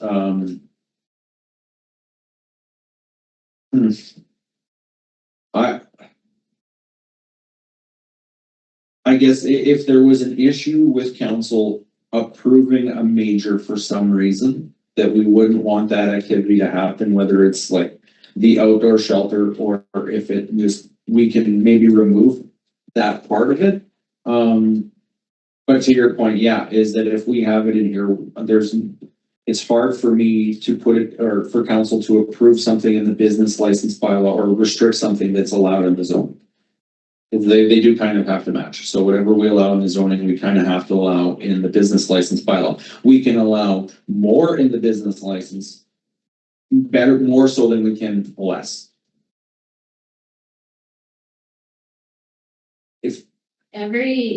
So growing up, yeah, I mean, the big animal vets always came to the farm. But you could also take your dog to them, right? Like at their office. You just didn't take your, right?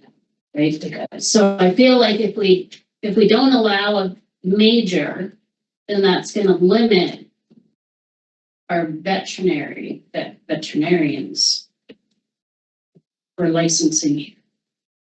And big animal vets are hard to find. That's why I said what I said, is how do we combine the two where we allow somebody to be a large animal veterinarian? Because that's, most times nowadays, they don't cross over. There's large vets and small vets. Very seldom you'll find somebody that because they can't get their dog into a small vet, that the large vet will, but they don't usually have the facility because they go to that. I just don't want to, hoping one day that maybe we will get a veterinarian, is that to be able to limit them. I don't want to limit them. And that's why I'm wondering, how do we combine it where we allow a small veterinarian clinic in our community, but also allowing a large veterinarian, but that they're actually going to. Right, so, yeah, absolutely, so then sorry, if I may, what we could do is, combine that bottom line of the major and put it into the minor and get rid of the minor entirely, so it'll just be veterinary clinic as a single definition. Okay. Then in the business license bylaw, for that more extensive stuff, we can require that be happening off-site. We would allow the activity as part of the license, just not on the property. So like no outdoor shelter. Yeah. So where it says veterinarian clinic, we would just have the one and get rid of these and put it all in. Okay, Yeah, absolutely. thank you. 98, anything on 98?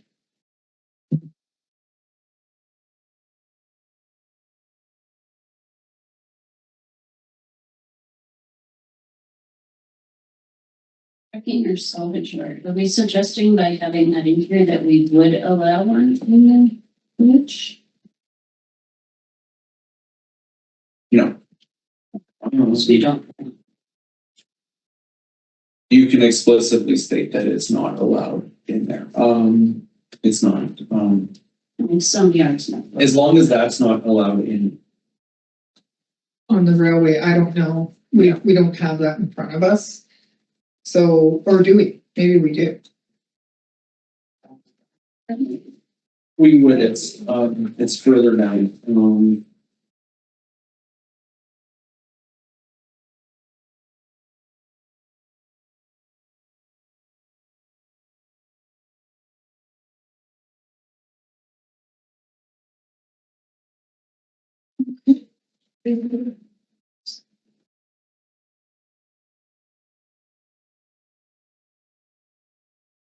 It's service commercial or mixed use commercial?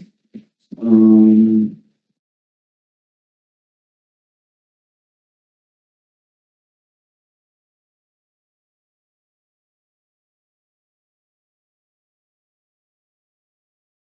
Service commercial.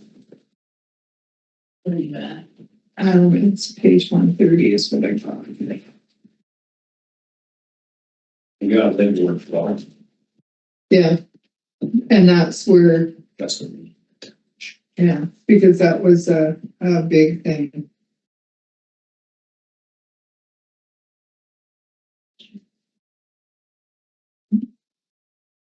That's just Scale computing, yeah, that. sales of automotive parts and accessories. Sales though. I don't see that there.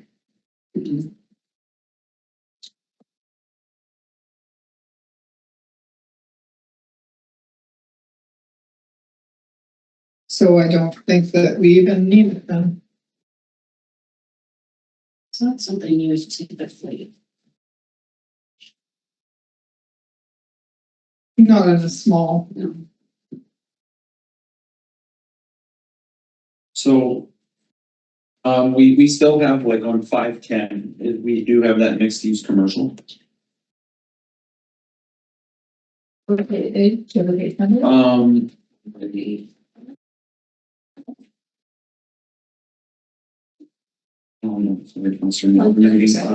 Okay.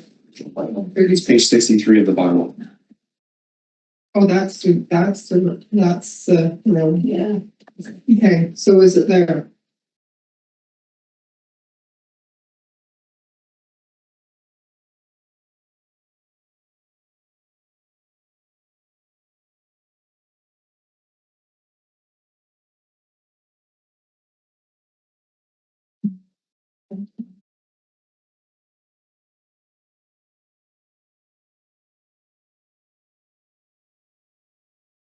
Do not see it. No.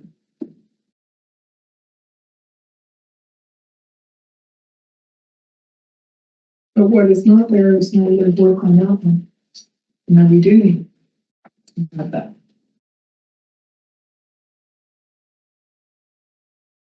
Okay, so So we'll get rid of again, we do not need that.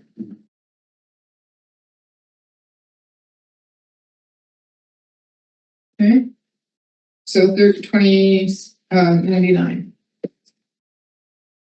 Short form for you, I don't think that there's anything there. General purposes, we'll go with 27. Oops, sorry, I started 27, page 100. 101. Oh, yeah. Well, I was hoping that everybody Well, I was did, done. I dropped the wrong version.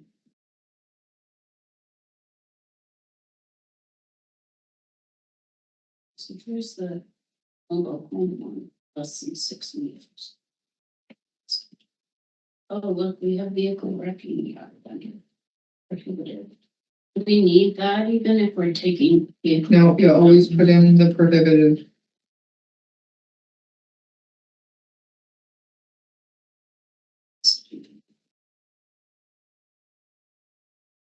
Which is kind of funny. Because you have what's permitted is allowed. Yeah.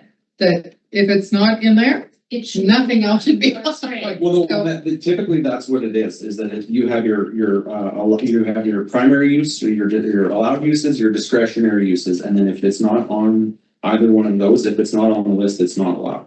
Right. And So, but I want to, this is the general provisions, this is not specific to each one. Mhm. So that's why you've got everything is on every property that is the 2.4, the permitted uses, okay? Everything's allowed everywhere.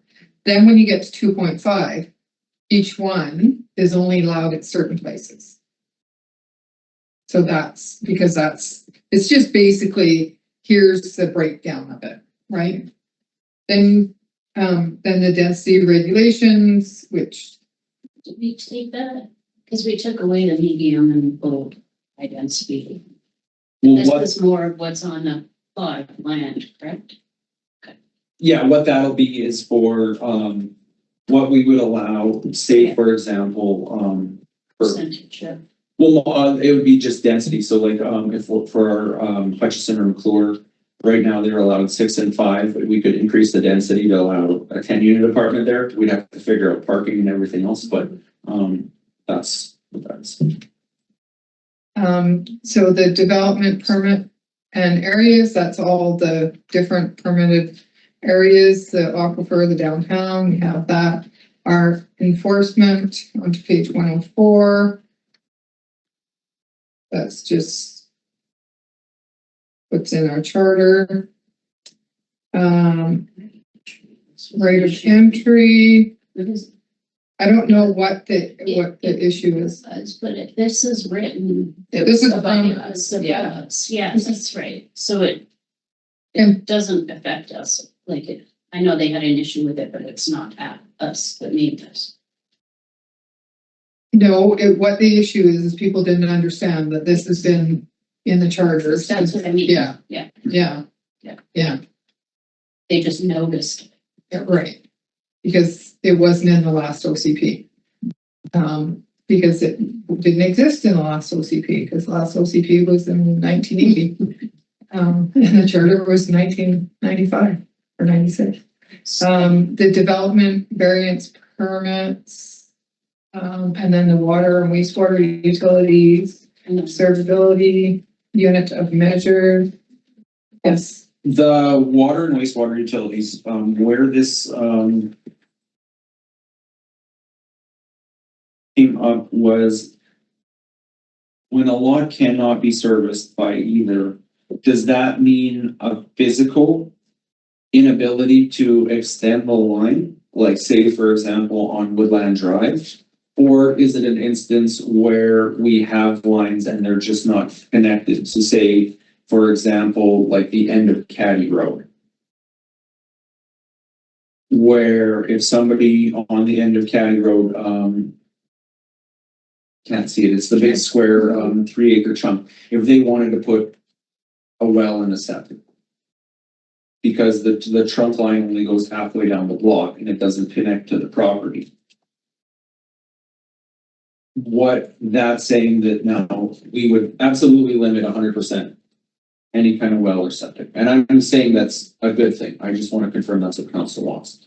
I know that when the water and sewer were put in this community, for some reason, some people somehow got out of the connection. Everybody was supposed to connect that wasn't connected. Mhm. And some didn't get connected just out of pure not wanting to. Mhm. But uses. So I'm not sure, like, if we can't connect because of physicality, is one thing. But just because somebody doesn't want to connect, shouldn't be allowed. In most bylaws, utility bylaws, it's you charge regardless if there's a hookup or not. It's the ability to be hooked up. If you can be hooked up, you charge. That's what a But lot we of businesses do. I'm not saying that that's correct, but that can happen. I just had this discussion with someone in another municipality, and although he also has a well on his property that he uses, he has been forced to hook up to their municipality water and pay for water. And that's what they do. Well, it was a force before and it didn't happen. So Yeah, people yeah. snuck out of it. So that's why. Yeah, no, and all you would do is you would just have, basically you would take where your trunk lines are, utility lines, and if they go across the property, anybody who's along those lines gets charged utilities as if they were using or not. And if they want to hook up, it's very similar to what the internet with the Oh, drops. It's like Yes. you're gonna pay for it regardless, so you might as well get it. Yeah. I had never heard of that happening. We had this discussion, so it was interesting. Okay, we'll go on to 4, enforcement, right of entry. Now,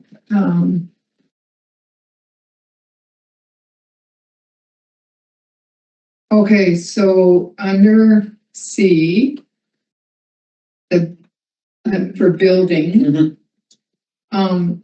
it says that council shall have the right of entry authorized by council. So the third line.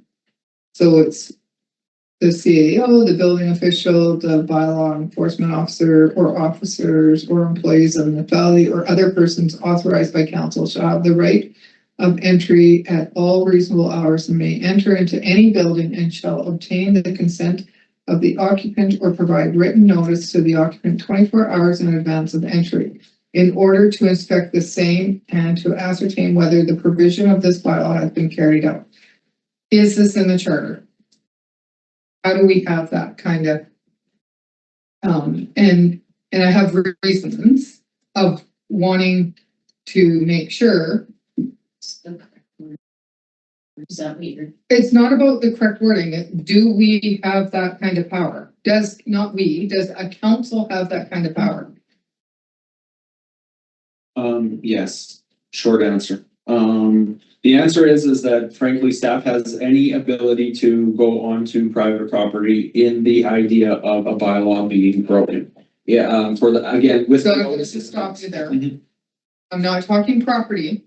I'm talking buildings. This does not say property. This says buildings. Land, I understand. Mhm. But this says a building. So that this reads to me that in reasonable, that I'm living in my home and council could authorize the CAO after giving me a letter to just come in my home. Sure you don't have a dog. To make sure you don't have a dog. That's what I'm concerned about. The land, I'm not. It says in BC, municipalities are granted the legal right to enter private property and buildings to conduct administrative inspections, ensure bylaw compliance, or respond to health and safety risks under section 16 of the community charter.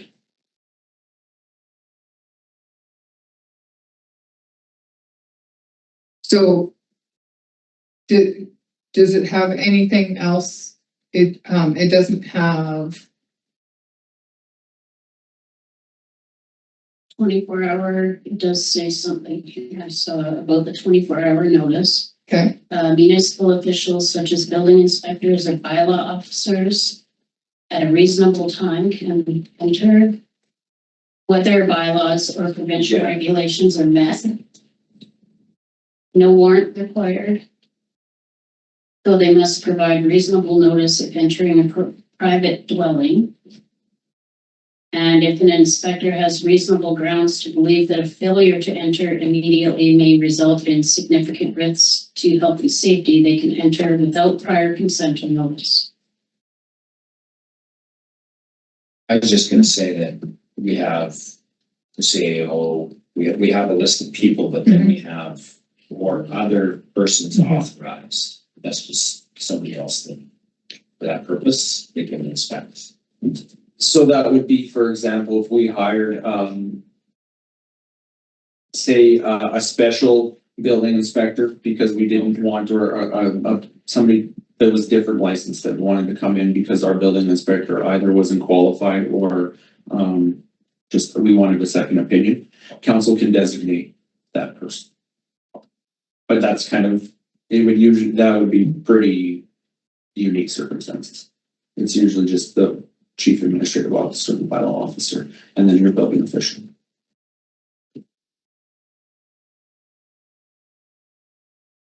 So it's not tied to any kind of permit or anything like that?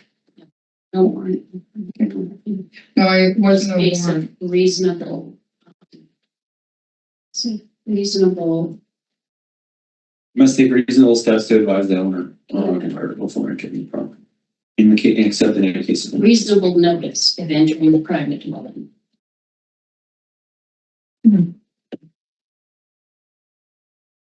If it was in the charter, if it's in the charter, regardless of whether it's in our, it's superseded by the charter. So even if it wasn't in here, theoretically, that wouldn't change any. No. Isn't it sort of protecting ourselves by having it in there more? Never, it doesn't matter. The charter does not have to be embedded in any of our, we have the community charter and the local government act, and that's what we have to follow. So it doesn't matter if it's embedded in. Because this seems like it's a very, like, would be an extremely rare circumstance that the village would take. Well, this would be, not necessarily, this would be somebody that's not compliant and that doesn't want to give our building inspector access to something. We would have the ability to contact them and try to work it out. But ultimately, if we're having issues with somebody that's being not maybe, I don't want to say abruptly denying it, but just even passive aggressive and not allowing any access, and it just opens up ability. I guess what I'm hearing Councillor Neal say is it something like it's under, there's a whole thing of enforcement. Is it something that has to be in there if it's in the charter? That I think that's what. Yeah, that was kind of my question. You know, I mean, transparency, maybe it's better to leave it in there if as long as it matches the charter. Yeah. That was kind of my point. It was such a big deal the last time that now if we take it out, it's going to be a big deal, I feel. So transparency, it's still in there. It's the same as before. And it is in the charter. They can look it up. Maybe even just put section 16 of the community charter. It's perfect. Absolutely. a violation, offense, and penalty.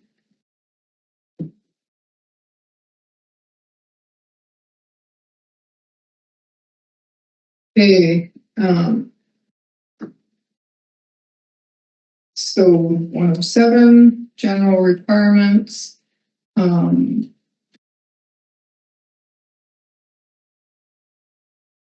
So we talked about 4.2 about the minimum lot width, about changing it to 45. Is everybody still good with that? 45 feet instead of 59? That's good. Yep, Okay. I'm just reading. Okay. Sorry, I'm trying to figure out meters. 13.716. I'll just put down feet. I understand that better. 13.76. Okay, was there anything else on that? Minimum parcel requirement.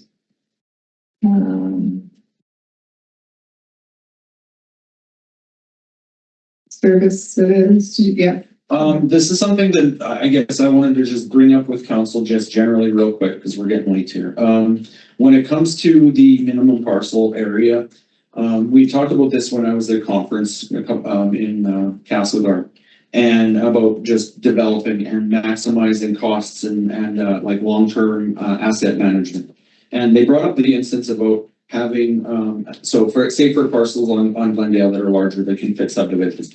In our bylaw currently, anything bigger for a panhandle requires a road.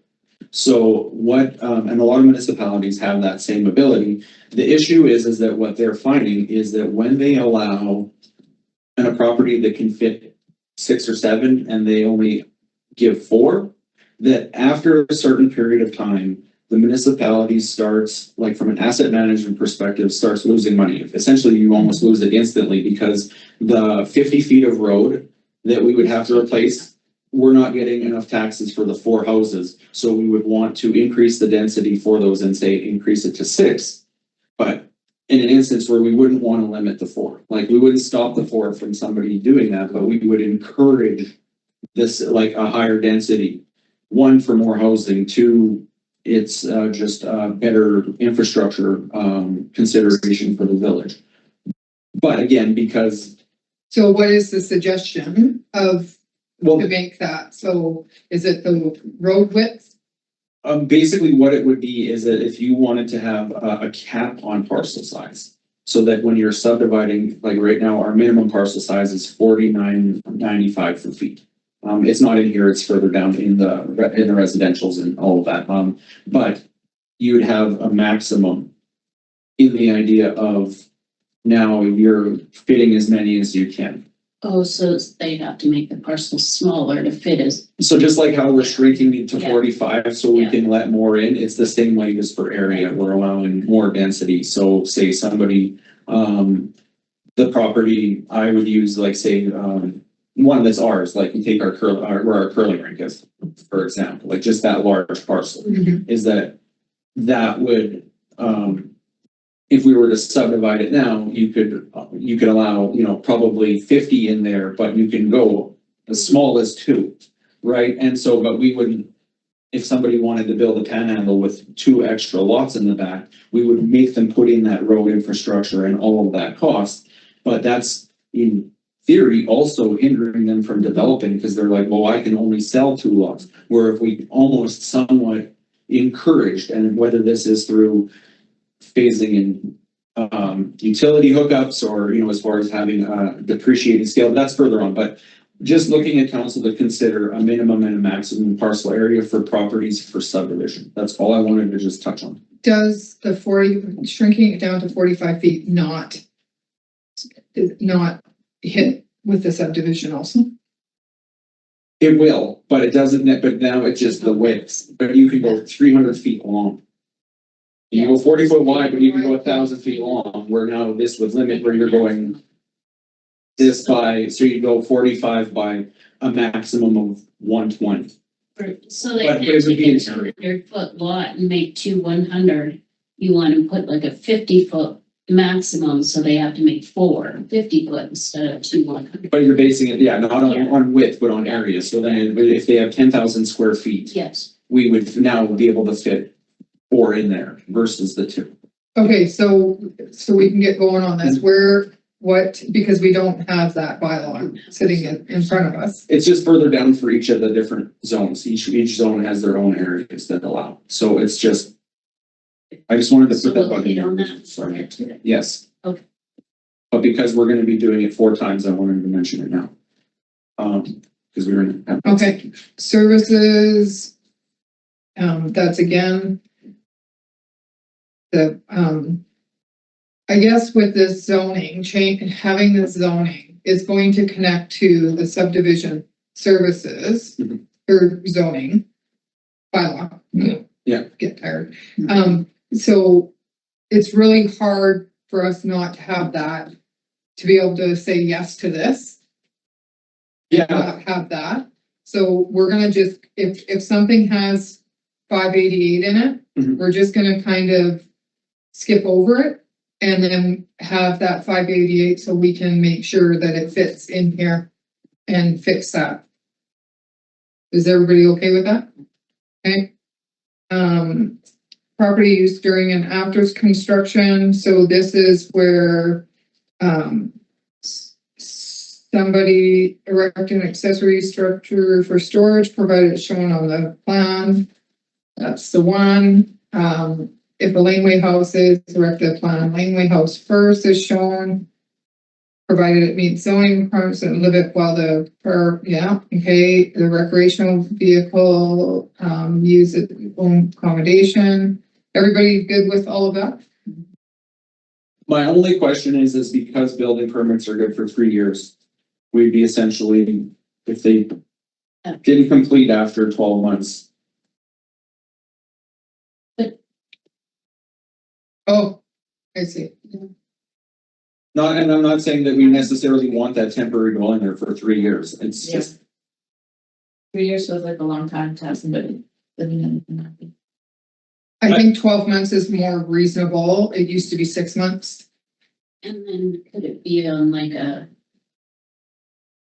after 12 months, like a reassess type thing? Like if they're building a big place, it may take, it depends if they're building it or.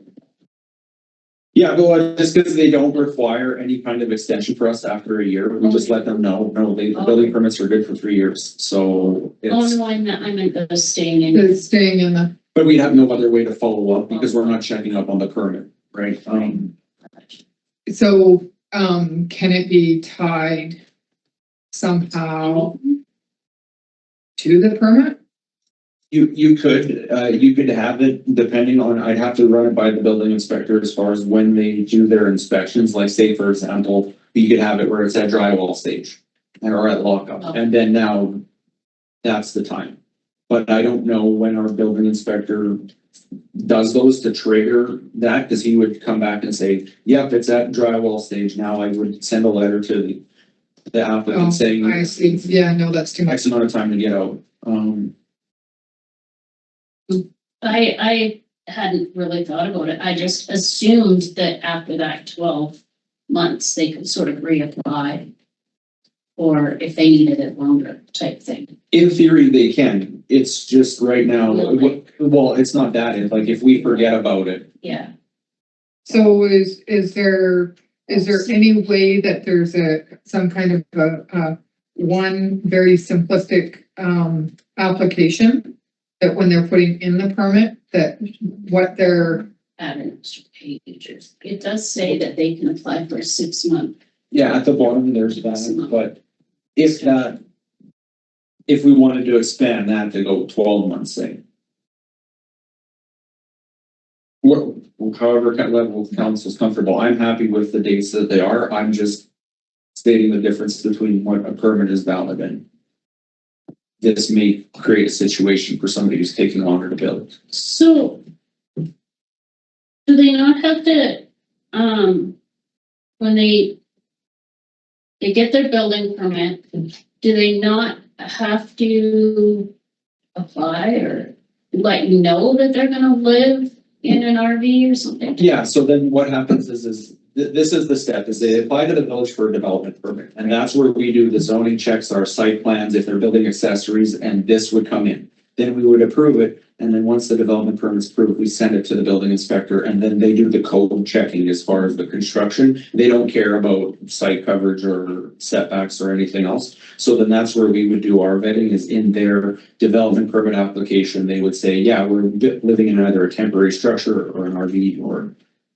So then could we not make that RV application or temporary structure application a separate page that goes into its own folder that we review once a month or Well, every 6 months? this would be just part of, well, this is literally just a checkbox in the application form that they're planning on saying, and the drawing will say, yeah, RV in their thing. That's So- what I'm asking you about. Could we, We could create a form. I don't, just a basic form that goes into a separate folder that we know to look at? Like how many people are doing that at a time anyways? I mean, well, the girls would probably remember. yeah, literally right now we don't have any. Yeah. This is, But if I it don't goes think- into its own folder, it's easier to check up on rather than digging through all the building permits and everything, is what I'm suggesting. So, We can do that for sure in the application. I think because of our limited permits that we get, I don't think we're gonna be missing these. Because they'll stick out like a sore thumb. Like you said, the girls will know all of this. So, and knowing that we don't have any of these active, I don't think that that would be necessary operationally. Again, if we get to a really busy point, we can have that, but even now with the people that are trying a little more unique developments, they're not asking for the live work. We only have one person that has an active permit has that designation as a home builder, and they're not doing that. So all the of them aren't considering that temporary stay. So what are we asking then? Do we want to keep that or do we want to make it longer or what? well, I'm just stating that it doesn't match. So then if we can, Yeah, that was the question. Do we want to make that longer to match the building permit, or do we want to leave them as is? 12 months. I'm gonna add a whole bunch more. So, I do know of somebody that was building a house in Salmo that was living in an RV. And they weren't allowed to use the water and sewer, but they were paying for it. So that's something that's not in here, is can they use the water, can they hook it up to their RV? A Lanewood house would have, it. So that's, you know, but an RV, if you're living in an RV, can you not hook up to the water? no. But we charge them for water and sewer and they can't use it? Or they don't get charged, no, there's a residence on there. No, well, what happens is that when they get the connection fee, when they take out the building permit and we connect it, that we start charging from that fee. Right, so then, All of that precedes that, so they'd be getting charged with the RV on site anyway. Whether they're building or not, they're gonna be charged that, even if they're not. that's what I'm saying. Yeah, That's what I'm saying. Can that person that's living in their RV, banging away, building their house Mhm. for 6 months, hook up to the water? An outdoor tap that's hooked up to their RV and use their septic pool while they're building to be able to put down from their RV. No, well, so It's then, not allowed it's right not now. allowed right now in the bylaw, is that RVs are not allowed to be connected to our water and sewer. And so even temporarily, no, however, in the development permit, because that is part of an application. And it's full, like, in that instance, we would allow it, because, but we would just, like, it's a difference whenever it's a development permit versus somebody like we're dealing with right now that has an RV hooked up to our water and sewer in a mobile home park. Two different scenarios. Yeah. Where one is like temporary, it's meant to, absolutely, if they want to tie in, great, because we know permanently they're building a house. Like there's always that end game where I would have no problem allowing that As during long as construction.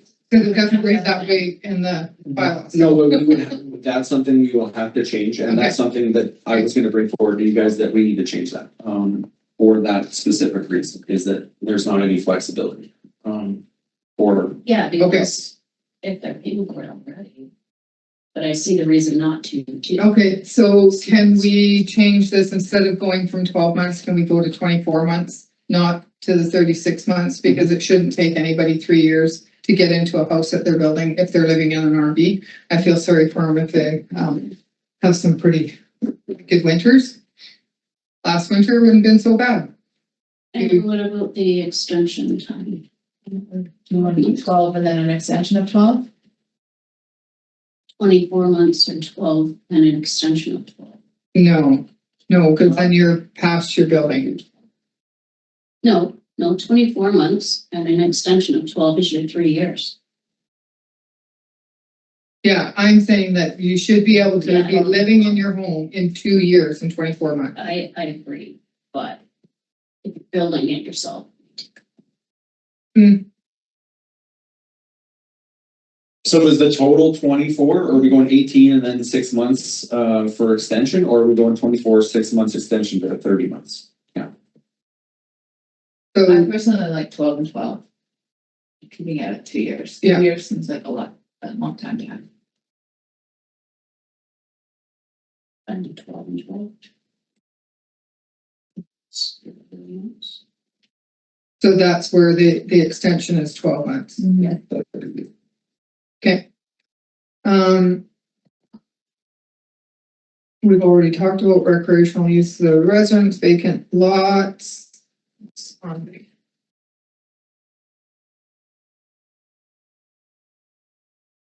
Swimming pools.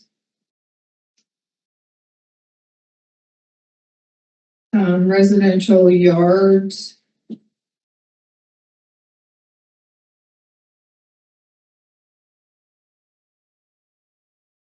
Okay.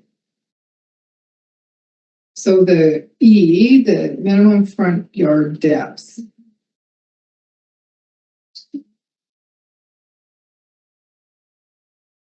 I don't think I want to start measuring. It was there before us. So I don't think we did.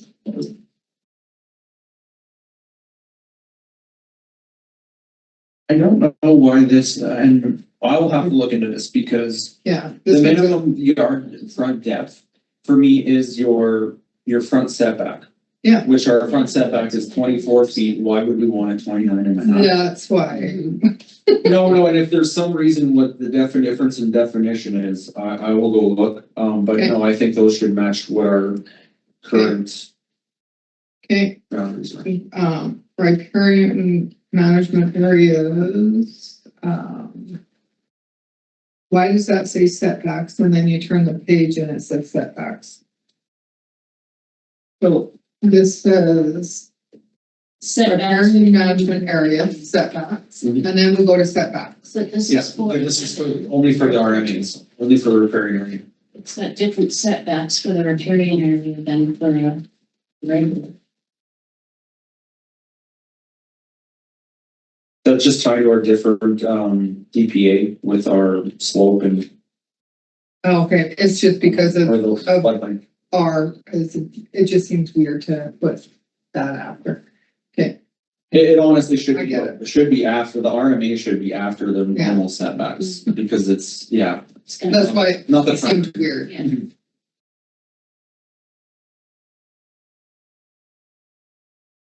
So can we put something behind setbacks so it's not like in brackets, like, Or just switch the order. no, because it's all in alphabetical. Um, That's why it's the way it reads, and that's why I think it's Setback. confusing. And go Yeah. all other property. Yeah, whichever, yeah, And but that, something that takes it away. is that okay if I put just setbacks and then in brackets all of the property? Yeah. Okay.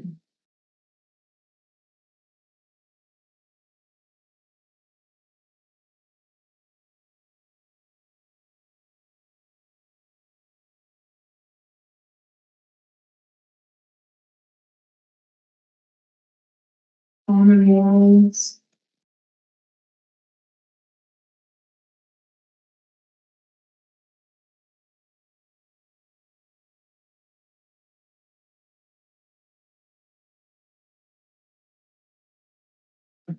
Mixed use buildings.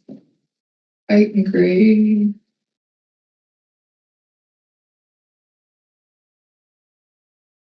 And then page 112. So there's a couple errors on here. Under maximum allowable height, number 3, it actually says error. Reference source not found.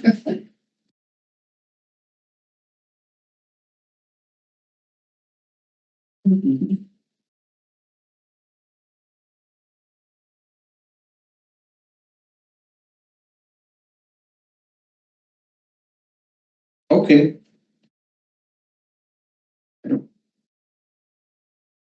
Interesting. Okay, I will remove that. I don't have that in mind unless they've removed it once I've seen that. I don't know, it's in here, Yeah, no, it's in here. I will get rid of that. The other one is the Western Falls front. So a parapet, that's what we're saying, that it can only be 6'6", 6.5 feet high. That would probably be tied to our business design guideline bylaw. That's not something I would have had the note to change. Anything else? You know, Sam? This is just the general provision when we're talking about building height. If there was any restrictions that we wanted to do that weren't specific to each zone, that we'd have just a general.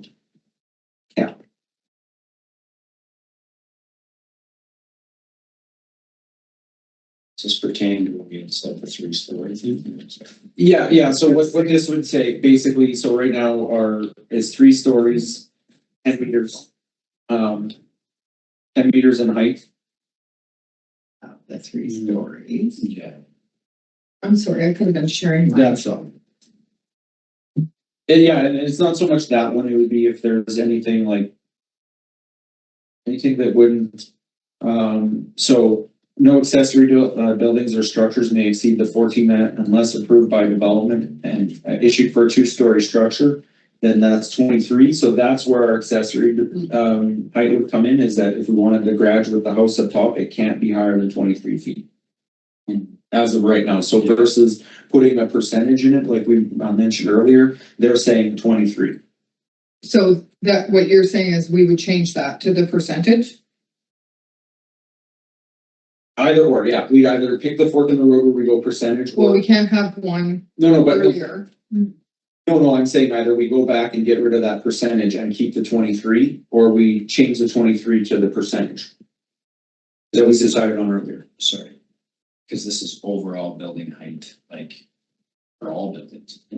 Or is this for? But for number 3, it's for no accessory building. No accessory buildings, okay. Yeah. And then issued for a 2-story structure is described in 5 or up to 23 in height. So that would be your Yeah. above. So what do you want to do? Coming back to you, Counselor,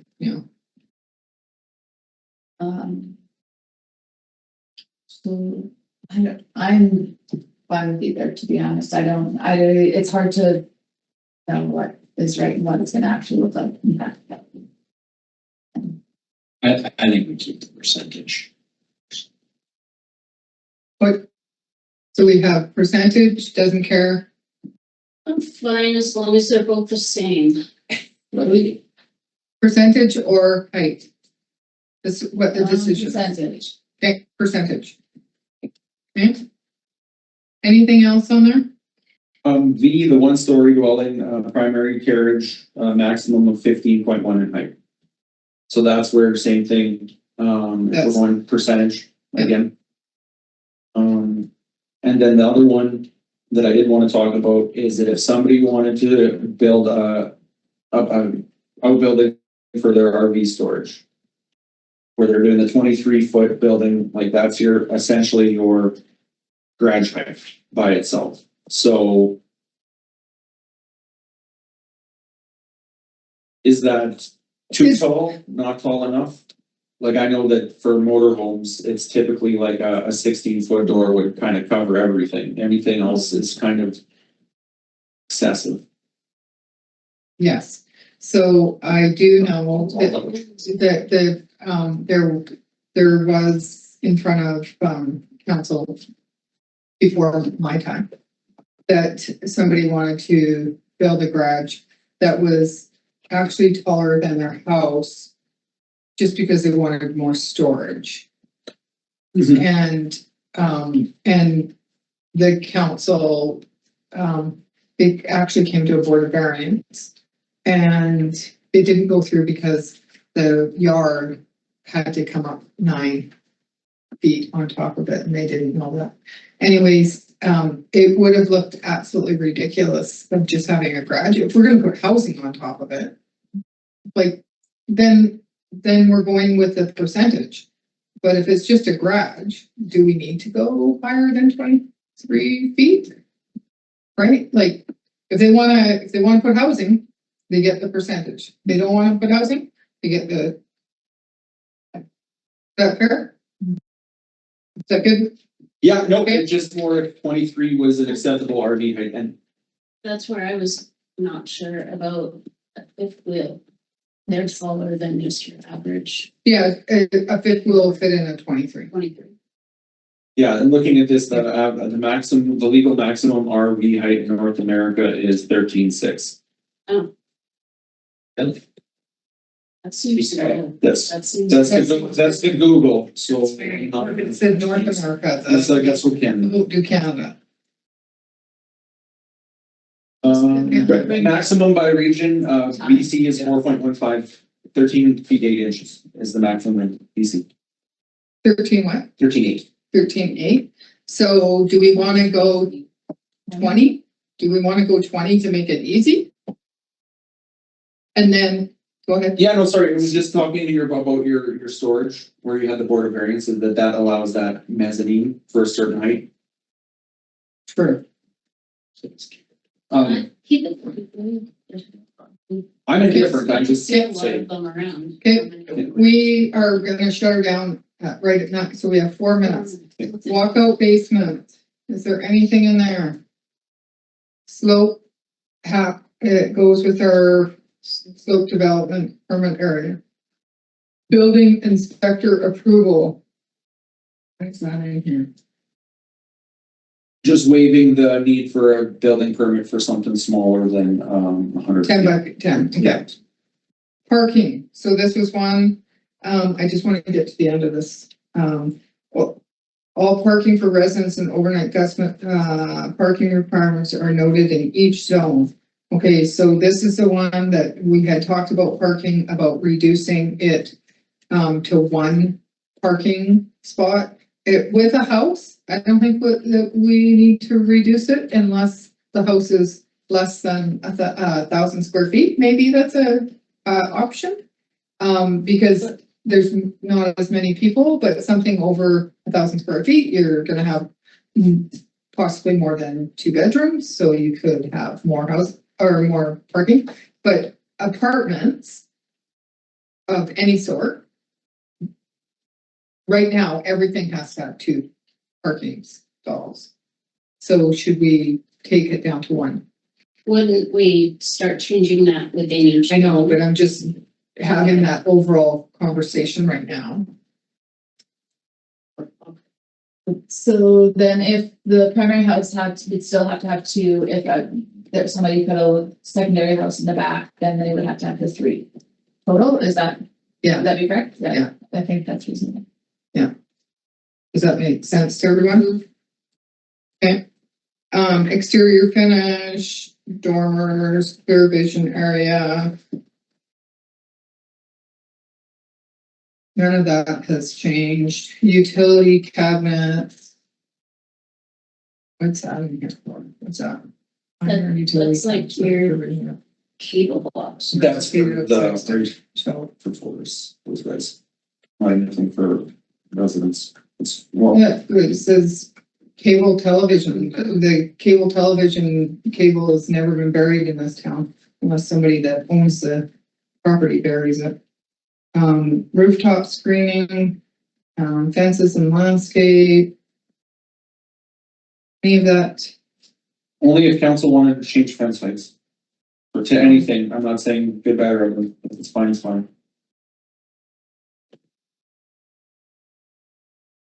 No, it's what happens in all areas is 4 feet on the front, 6 feet on the sides. It's more for safety. But if you guys want to change it, I don't know why anybody want a 2-foot fence. It's not really doing much for anybody. Accessory development. So general, secondary dwelling units. Anything are you wanting to point out there? Yeah. Because it gets Gets heavy fast. yeah there. Don't we call it? Oh, I said, I don't recall it. I'm like, I don't recall this. Okay, so 4.27.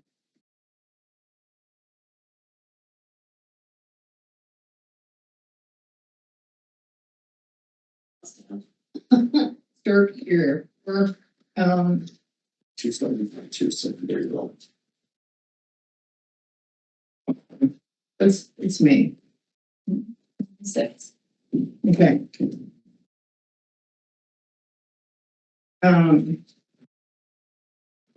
There it is. Public question period. Do you have any questions, Karen? Anybody online have any questions for us? Please unmute if you do.